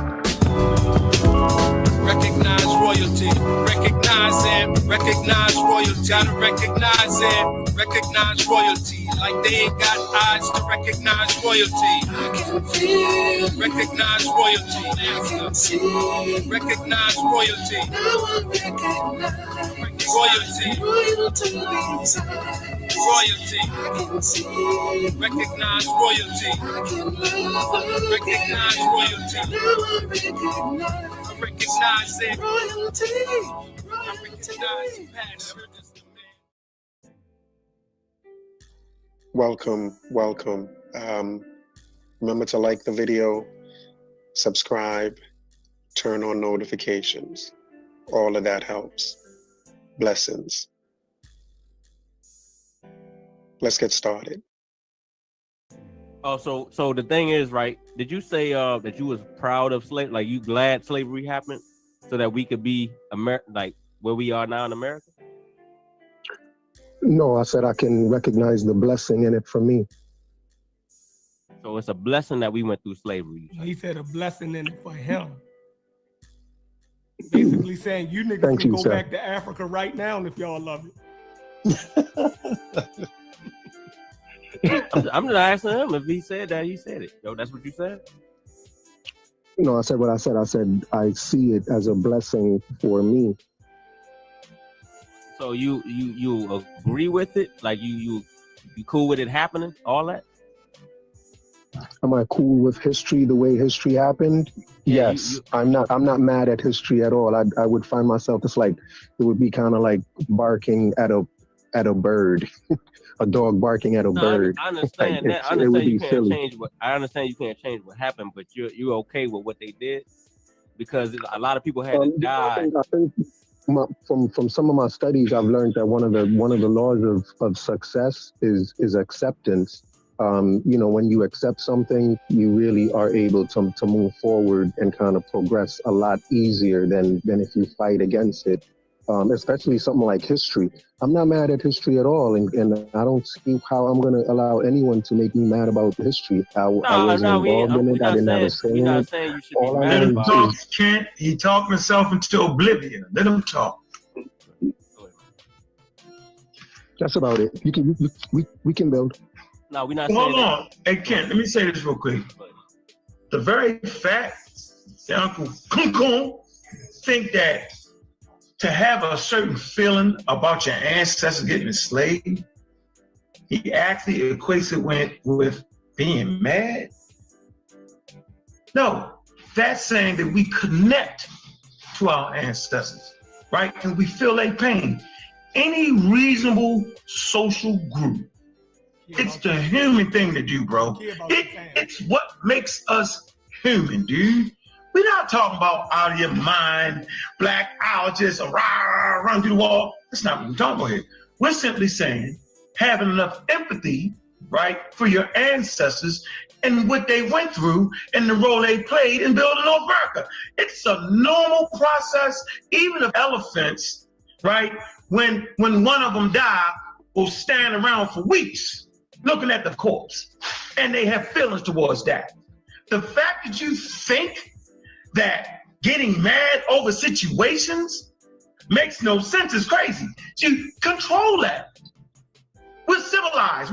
We control that. We understand when it happened, how it happened, right? But it brings up certain emotions, and those emotions allow us to know that all the programming of westernizing didn't work. All of it didn't fit, bro. That's all we're saying here.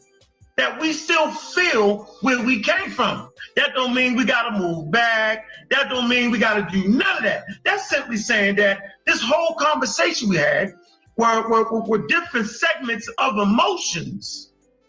Shep and them argued that they was mad and hurt based off of people getting enslaved. See, people seem to miss that element of what they really were saying. They was feeling the pain of their ancestors, bro. That's what that was. It was an outcry of their feelings.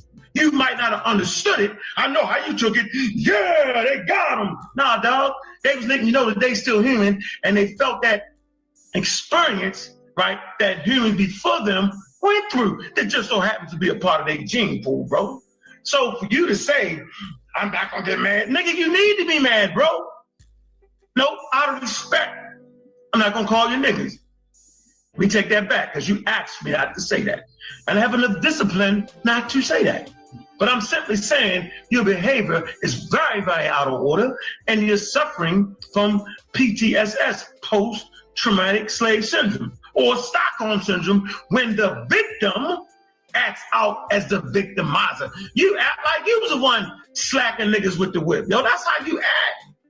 Yeah, I'm not saying you need to be over the top, bro. I'm saying, like, knock it off, dude. That's all I'm saying. Like, bro, we don't need you to be mad. Simply acknowledge, yo, what your family members went through, bro. Like, that's not hard, bro. And can I respond? And I'm not even saying you should be mad, because we can't tell you how your emotions should flow. We don't want you to be miserable around here, but you can't equate slavery with a blessing, bro. Right, that's some fucking idiotic shit. If it's history, it's history. That's a good point. Again, I said I feel like I'm blessed. I didn't say that they were blessed or what they went through. But anyway, you know, for some reason, explain that for me. Can I just speak? Let me just explain how you feel like you're blessed, bro. That's the part I really wanted to hear. And then you can explain all that. How in the hell do you think you're blessed, bro? Come on, American Dream. We got all night. I'm trying to, but I know, but so you don't have to keep cutting me off if we have all night. But yeah, man, I hate when y'all just cut me off for no reason. You know what I mean? Like, in terms of just to respond to what you said. I got it back. Just to respond to what you said.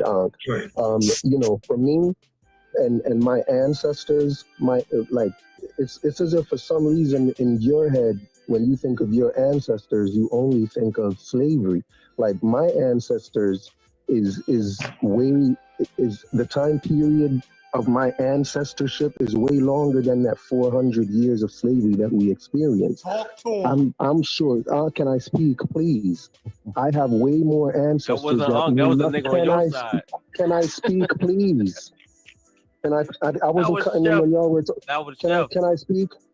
I don't care who it was. Just let me speak. Speak. Like, you know, I'm sure my according to evolution, with which Ankh believes in, my ancestorship goes back millions of years, not just the 400 years that we were.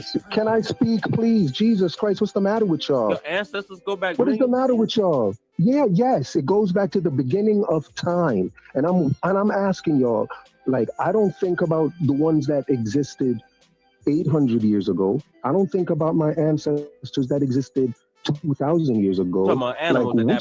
Shut your mouth and let me speak, dog. Stop cutting me off. Why are you so undisciplined, Ken?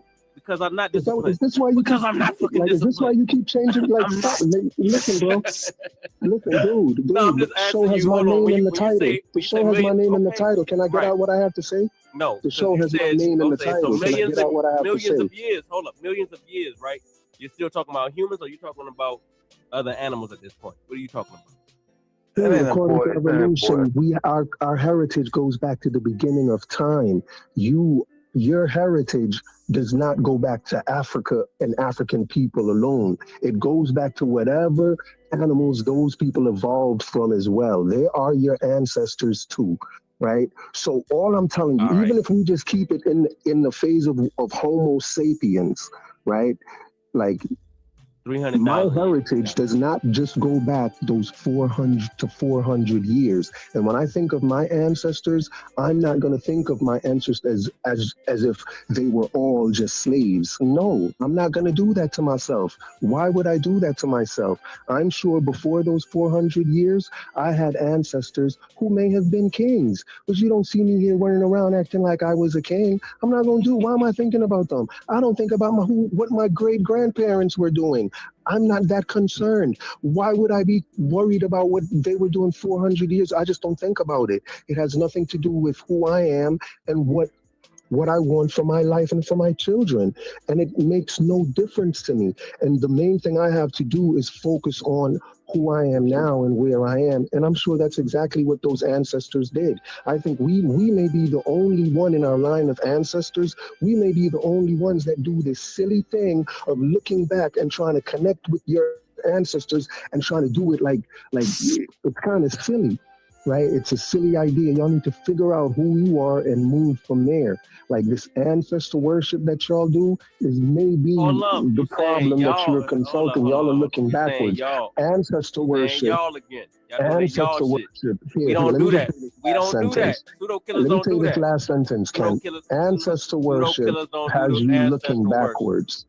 Ancestor worship has you looking backwards. Go ahead. Ancestor worship is backwards. Okay. Now go ahead. Are you done? Go ahead, Sosa. Hold up. Are you done? Nah, yeah, go ahead, man. I said go ahead, bro. Pseudo killers. I mean, maybe you know what I mean, but we don't do no ancestral worship over here. Africans do. The main part of African religion. Okay, hold on, Dream. Do you see this right here, brother? Yes. What's this? That's a $20 bill. Who the hell is on this $20 bill, bro? Do you know? Which one is that? Is that Jackson? It's Jackson. God, you know your money. Maybe I'm just retarded. Maybe I've lost my mind. But the guy is the ancestors, right, of the people that formulated this country, or the other way around, however you want to put it. They give honor to this. It's nothing wrong with that, dude. No. See, now you tried to trick us with the trickum shit. That's not why he's on that bill. He's not on that bill because he's your ancestor. Cut it out. But at a certain point, hold on, Kent. Don't go on a soliloquy about that silliness, That's not why he's on the dollar bill. You're doing exactly what you said Kenneth was doing. I didn't do that to you.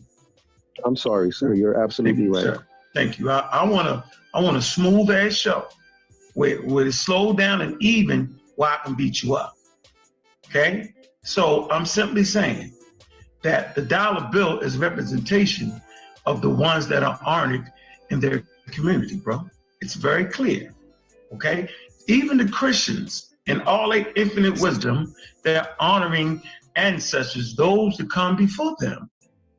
So when you give reverence to your grandmother that's dead, bro, like everybody does it. Like when the great grandmother, when a birthday come around, everybody talk about it. And Thanksgiving, we give reverence to those people that were in our community. Martin Luther King, it's nothing wrong with that. Here's your trickery in the whole thing. Nobody's running around saying, stay focused on your ancestors got caught up in the slave trade. First of all of our ancestors didn't get caught up in the slave trade. So we would never say that. That makes no sense. We're simply saying your attitude towards the ones that did get caught is abhorrent. It's what we're saying. We're not saying stay focused. We're not even saying use history as a weight. We know that over here. History can be used as a weight that wear your ass down. So we all understand that. That's why we the pseudo killers. But honoring and reverencing, like my mom, it's my mother, right? She's no longer with us. But I honor that. I know she wasn't living for her damn birthday on an 11, bro. But the memories I have, right, on the post, her sisters joined in. Her children joined in. It was a moment for me, bro, to reflect on a woman that gave birth to me. Ain't nothing wrong with that, dog. Like, you're not gonna convince me that there's something wrong with giving due respect and honor to the woman that was there for me. The first one to feed me on earth. The first one to give me schooling, proper instruction. Ain't no way in the world I'm supposed to not think about that. She is primary in my understanding of how I was to be a human. And I will give her the most high respect. The same with my father. He was primary in my development as a black male in North America. He was there. They both show me how I'm supposed to treat my kids. And I honor and I reverence that, bro. They ain't coming back to me in a fucking dream and a vision. They ain't flying. I don't hear their voice where everybody can hear, yo, but they talk to me right here, bro. Like, it's always right here, those conversations, man. And whenever I run across those type of situations, it's right here. That's the same thing that African people do. Matter of fact, they were so connected to their environment in their history, right? That it was people that were far greater and older than them, that the story stayed with them and they brought them forward, dog. That's all it is. The fact that you can't bring stories forward shows that you were involved in the most treacherous thing known to humanity, and that's the slave trade, bro. It has erased your memory of even giving up about those who got caught up. That's my point, bro. Now, knock all that off. Right. You know, like what you said was very probably likely true. You know, that you honor your mom and in a way that a lot of us don't, and you have that same honor for your dad in a way a lot of us don't. And my great grandmother and my great aunt. Right. In a way where others of your siblings may not. Right? You may be the one of your siblings that honors them more than anyone else, right? But then that absolutely doesn't make you their favorite, right?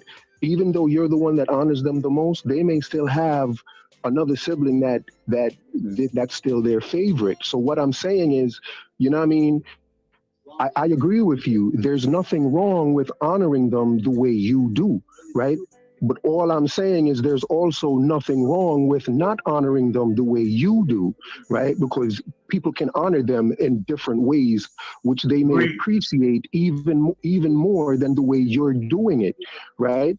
And you know what I mean? And they absolutely can. And we can observe that in our lives. Some of us are pissed off about that in our lives today. So for us to speak for our ancestors and say what would or would not make our ancestors disappointed or upset is kind of crazy. You know what I'm saying? Because we can't speak for our parents today. So that's all I'm saying, bro. The fact that I may agree with you.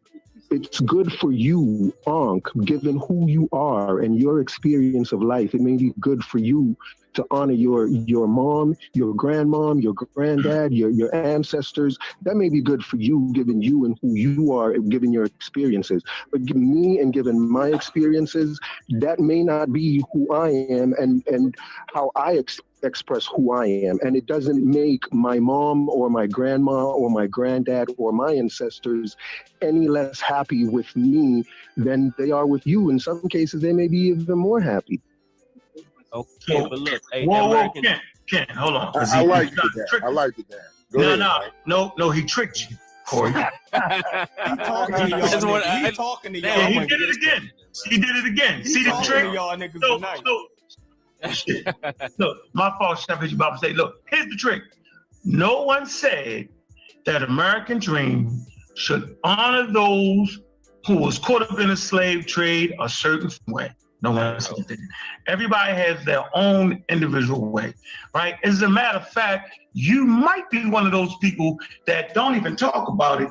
You just be about it. Like you push forward in your daily person or just as a dad, right? And the way you move in your business and the way you strive, right? That might be in honor of your ancestors, and you never say a word about it, you never tell them about it. What we're saying here is, then tell us what it is then, bro. Tell me, how do you feel about those who lost their lives that were directly your ancestors in the transcontinental slave trade? Give us your version, your rendition of how you connect to them. Now, you can't trick me. You can trick Corey. So now we get to really hear how you feel about them, bro. Now, there you go. Let me hear. Hold on. Nah, he got the floor. Hold on, Chef. Let me have Let me get the floor, Chef. I just want to hear it. He never even alluded to that. He did. He said that this is what he said. Nope, this Chef. This is what he said, Chef. He said he tried to make it seem as though that I was remotely, or Kent was remotely, or anybody was trying to make him feel a certain way about his damn ancestors and do it the way that we do it, or do it the way, and the way that I do it is the best way to do it. Nope, that's the trick. He wasn't mad. He said he don't have an emotional attachment to him. That's not okay. So we want to know, what is it that you have for those people? Can you explain that for us then? Because it don't got to be an emotional. I agree. It don't got to be nothing. But I just want to hear it since we're in a conversation, since we've been down the slave roads and all that. Please explain to me, how is it that you feel about the people that walk before you then? I just want to hear it from you. Because I'm hearing something else. But go ahead, bro. You mean, how do I feel about anyone that experienced slavery? Your ancestors directly related to you. Your ancestors. Directly related to me? Like maybe your great grandmother or something like that. Yeah, how do you feel? Or your grandmother. If your mom died, that's your ancestor, right? Lineage, your mom and your grandmother. Lineage, yo. Your people, yo. I mean, he understands. You know, slavery is a horrible thing. I don't want to experience slavery. Slavery is a horrible thing. Like, if I had to think about it, I'd have to say, you know, I feel their pain. That's a horrible thing. No human being should experience slavery. It's a horrible thing. I'm not here saying I condone slavery, and I wish more people could be. I ask you how you feel about them, bro. Don't flip it. Keep it right there. What do you mean? How do I feel about them and their experience, yo? That's what I'm asking. They went through a horrible experience. They went through a horrible experience. It's a horrible thing. Thank you, bro. That's all I wanted to hear. Now give me that, bro. That's the Why do you feel blessed? Because your ancestors was could have been enslaved and it gave you the opportunity to be here. Why is that a blessing, bro? I think you just looking in retrospect when you say that. When they talk about the blessing. Yeah. I think it's easy to look in retrospect and say that, you know what, we on the richest. We happen to be on the richest continent on the planet, right? The most powerful continent on the planet, and a lot of it is due to our ancestors, right? So you gonna help them out, Corey? You helping them out? No, I'm not. I'm talking about the hindsight. I wanted to hear that guy. Yeah, but I know what you're saying, Corey. He said this the other day. He said it the other day, and I remember, and it rubbed me wrong the other day, but. You know, sometimes it rubbed me wrong today. We had a conversation already before. Let me ask you this: do you feel blessed to be where you are right now? No. Blessing is like I feel fortunate. Hold on. First of all, I feel fortunate. I feel fortunate to be on the panel, right? I feel fortunate to have people that would actually sit around and listen to me, and I feel very fortunate that people actually get something out of the conversations, man. I got an audience for the last 10 years, and I appreciate the followers through all my stages of growth and development, man. I just feel fortunate, man. I think that, we talked about it, Corey. We talked about it, Sosa, not thinking we was going to make it past 25. Go ahead. Yeah, but that's a yes, dog. I mean, I actually... Nah, when we say... You changed blessed to fortunate, but you say, yeah, you feel fortunate, right? Yeah, I feel fortunate, absolutely. Okay, but what are the circumstances that got you where you are, though? You see what I'm saying? If you're fortunate to be where you are, then you have to also acknowledge all the circumstances that got you to be where you are. Though. You mean even the slavery part, correct? Yeah. I'm not, but that's the point, though. But my point is, you're not grateful for slavery. No, listen, but the reality is that I would be in the same place if not for them crazy niggas underdeveloped in Africa. Like there's no like once you see a ship go by, then you're like, oh shit, what the hell they got on top of that? And if left to your own devices, you're gonna try to do it, bro. Like I told you, the Egyptians knew nothing. They didn't have the chariot. The Hittites come and ride with horses. They had these 4-wheel chariots, right? A rough ride. You couldn't shoot them off the back of that mother. They could just move troops, right?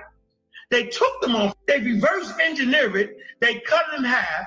They added a shock absorber to it. They added armor around it, right? The shock absorber, right, allowed 2 people to be in there. One on the back shooting the shit out you. I mean, stable going over rough terrain like this. Boom, boom. The shock absorber. They added that. They modified it, yo.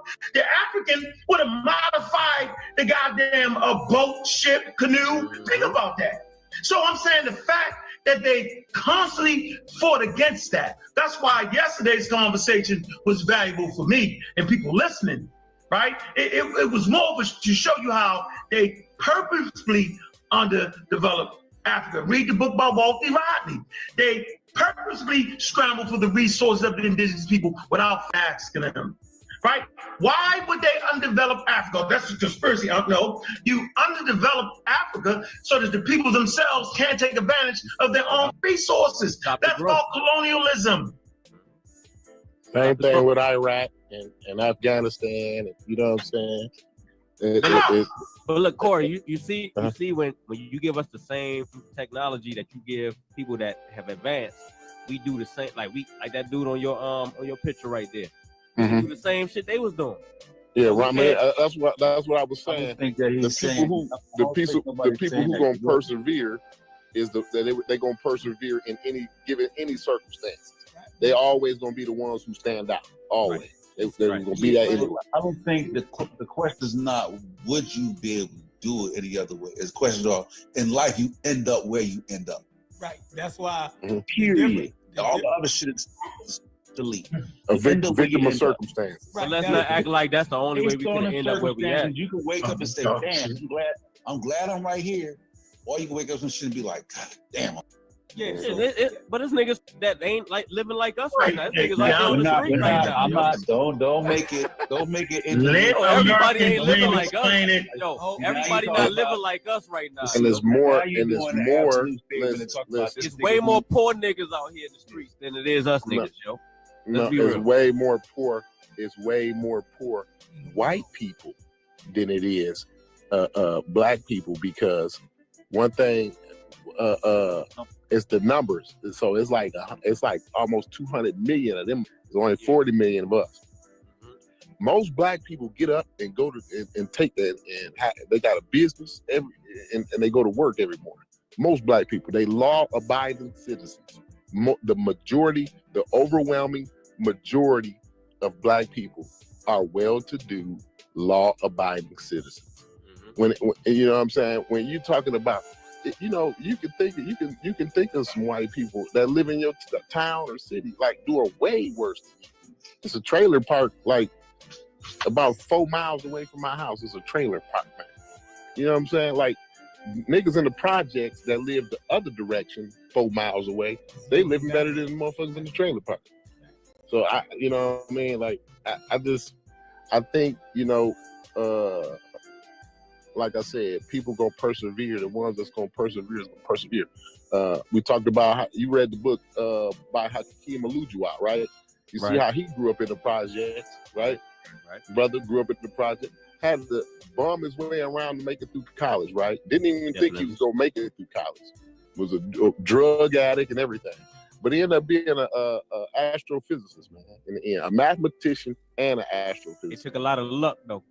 You gotta admit, reading that book, it took a lot of things it's the circumstance for him to What's the best country for African American to prosper? If you had to pick a country, what do you think for an African American, a black person, not just an African American, Well, hold on. person of African descent. I think the world is African Americans. No. There's some places that are just better. Like we can't do that. If I was last point though, so I'm confused by your last point. You're asking, there's a lot of history in between slavery and now, dog. Like they even say without slavery, you're basically saying what he's saying, that without slavery, we would not be in this position. That's a bunch of bullshit. That's bullshit. Bullshit. I'm not acknowledging anything. You know that's bullshit though, right? I'm saying that you are where you end up. No, that's not the that's the easy way out. The planet don't focus on slavery. Nigga, you could have dropped off on a spaceship. No, that's it. No. Hey, Sosa, you know the opposite. You know the opposite of that though. You're saying that if we didn't end up in slavery, you just automatically thinking that we wasn't even gonna be good. If we didn't end up in Can I say this? Listen to this point. Yeah, let's jump in. Sosa, go ahead, finish out, then let Sosa jump in. Go ahead, Sosa. I was saying there's no argument being made to where I would end up if there's no other argument. It's just you're here in this accessing life as you are where you are now. Go ahead, Chef.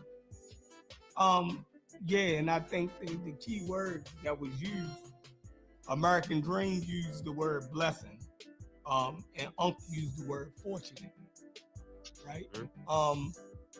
Blessing, entails God, right? Right. That it was some type of divine, it was some type of divine benefit that you get, right? That's why you're here. He said it. He looked at it as a blessing. Unc turns around and calls it fortune. Fortune has to do with luck, right? Yeah. Happenstance. Just I'm happy that by luck, right? By just the way of, you know what I mean? With a dice roll. With the way the dice roll, I'm fortunate. Now you talking my language, Chef. Right. So it is the two. Now American Dream could mean the same thing as Unc, right? Mm-hmm. He can explain it because we do mix the word blessing up, right? People, non-religious people, when they use the word blessing, right, in a secular sense, it means the same thing as fortunate. I agree with you. Right. So I mean, y'all can, expand those points out. You know what I mean, and see if y'all meet in the middle, or is there a distinction in what y'all saying? And it is a difference. But but Corey cut him off though 20 minutes ago. He was he was able to study a little bit. He didn't study a little bit now. We ain't gonna get the real answer now. Said it yesterday. He already said it. We had a conversation before with Corey. No, but I didn't hear it. Go ahead, American Dream. What do you mean, American Dream? Explain that. What do you mean that you're blessed, right? That our ancestors got enslaved to get you here. Go ahead, explain that. Well, I think what Sosa said was really on point. That's why I was just sitting back, because I think Sosa did a great job of explaining it, and I'm hoping people were listening to him when he was speaking. I think Corey was saying some really important things as well. So and I was just listening because they were saying things that I didn't even think about myself, and right. and they helped, backed them up. It helped to strengthen what I felt, and then when Jeff said what he said about being fortunate or being a blessing, that was like mind blowing to me. It was like just a really interesting idea. Which one would you say, fortunate or blessing? Oh no, let me explain. You just give us, but you said, hold on, before all of that, before your mind was cluttered with all that, what was you thinking? Well, what you should also pay attention to is that before each one of them spoke, I think they mentioned that I had spoke on it before, and then it's what I said that triggered those thoughts in their minds. And I don't even remember what I said. I really don't remember what I said, but I was just pretty much saying that. Said do you agree with that? Now that you heard when Chef broke it down, right? Do you go with the fortunate or the blessing part? Well, Chef already told you that I said the blessing part, and Ankh said the fortunate part. So you fucking with the divine shit, right? You with the God shit. He was in the middle of explaining. You know, I wasn't even thinking about it like that when I said it. I wasn't even thinking about it like that because I'm not like, you know, a God crazy person. So I wasn't even thinking about it like that. But it was still an interesting idea. And I guess the reason I thought it was interesting because, you know, the idea of God and then the idea of luck, neither one of us can tell whether those things are really real. No one can say luck is really real, and no one can say God is really real. So in a sense, a blessing and being fortunate is really the same thing. They're really made up of that same substance of whatever they are, because no one can say they're really real. So you know, I don't necessarily know the difference between them. I think that even if you look up the definition for blessing, you'll see fortunate in there somewhere. If you look up the definition for fortunate, you'll see blessing in there somewhere. Let me get the answer, man. What do you mean by you was blessed? You was blessed that our ancestors was enslaved. What did that mean? Why we keep going around the mulberry bush?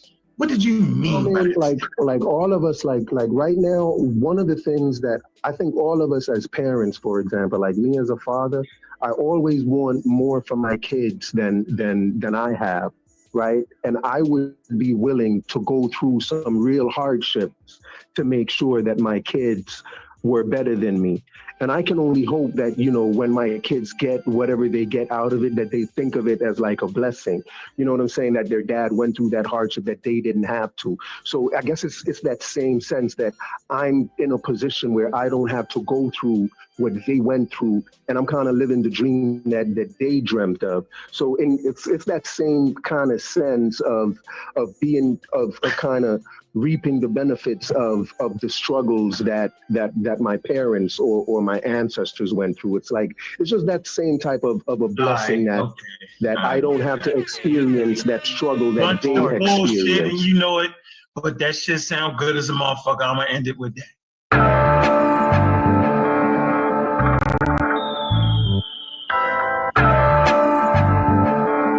I want you to listen very, very carefully. Tell the youth them to be strong. You can't tell the youth them to preach wrongs.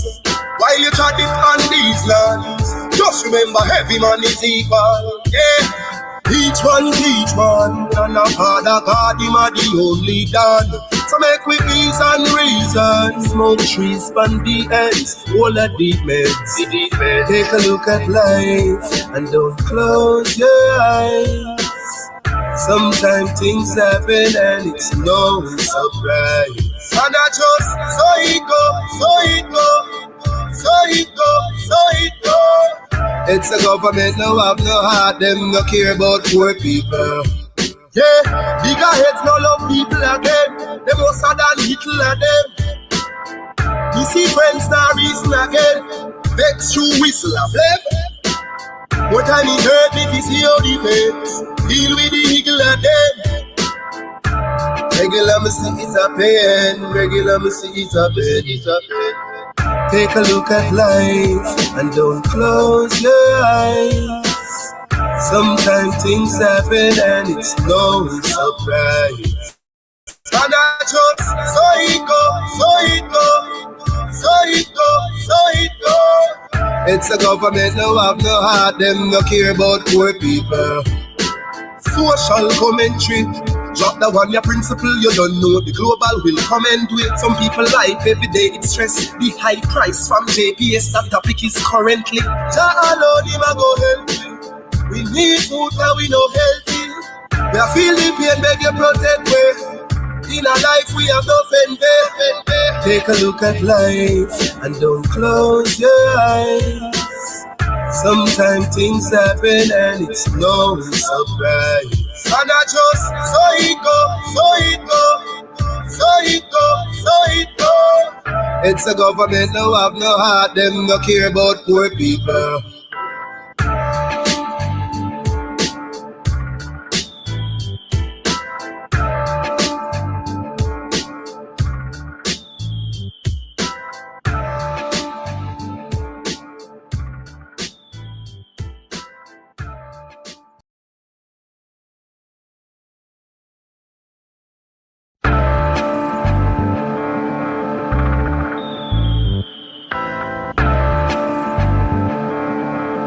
to listen very, very carefully. It's all about life in the street.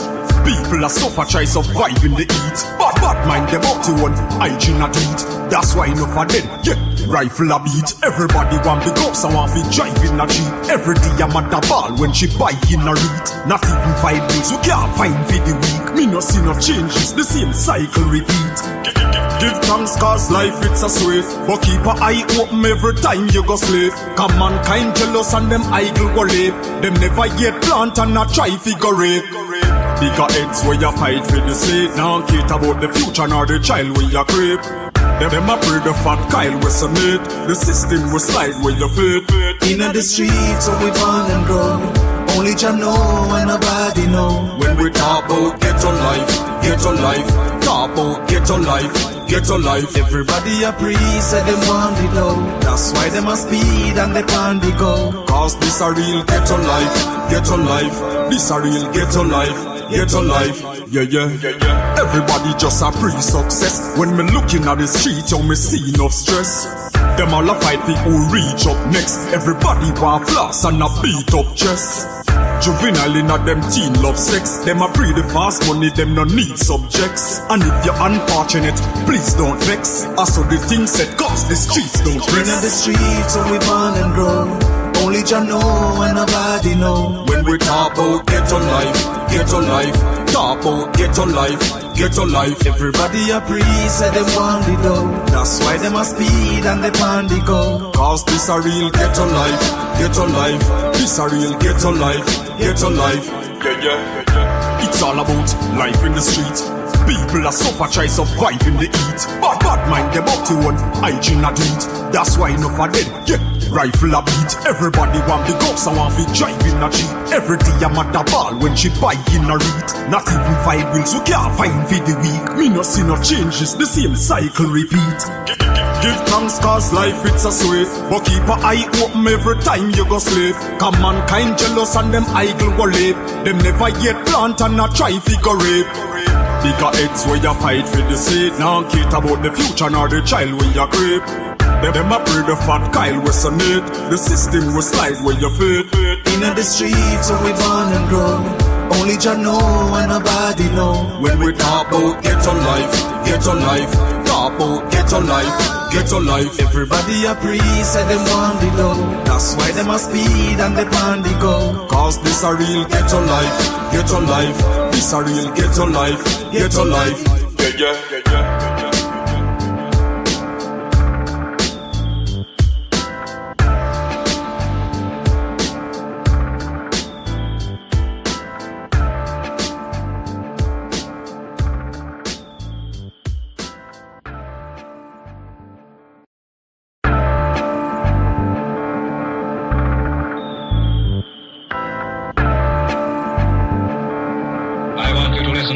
Very, very carefully. Just because we're black, they say we are slaves. Speak of righteousness, they say we are praise. Just because we're black, they say we are slaves. Speak of righteousness, they say we are praise.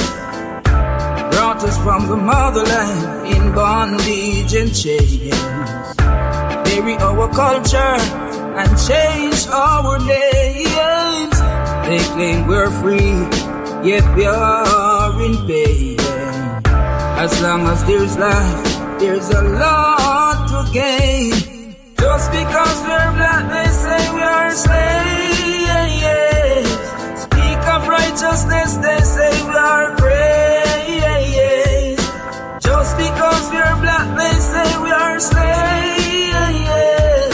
Speak of righteousness, they say we are praise. When God spoke his words, they said he was deranged. Marley sung his songs, they said the same. Malcolm X and Martin Luther fought relentlessly so we could be better. Just because we're black, they say we are slaves. Speak of righteousness, they say we are praise. Just because we're black, they say we are slaves. Speak of righteousness, they say we are praise. Brought us from the motherland in bondage and chains. Bury our culture and change our names. They claim we're free, yet we are in pain. As long as there's life, there's a lot to gain. Just because we're black, they say we are slaves. Speak of righteousness, they say we are praise. Just because we're black, they say we are slaves. Speak of righteousness, they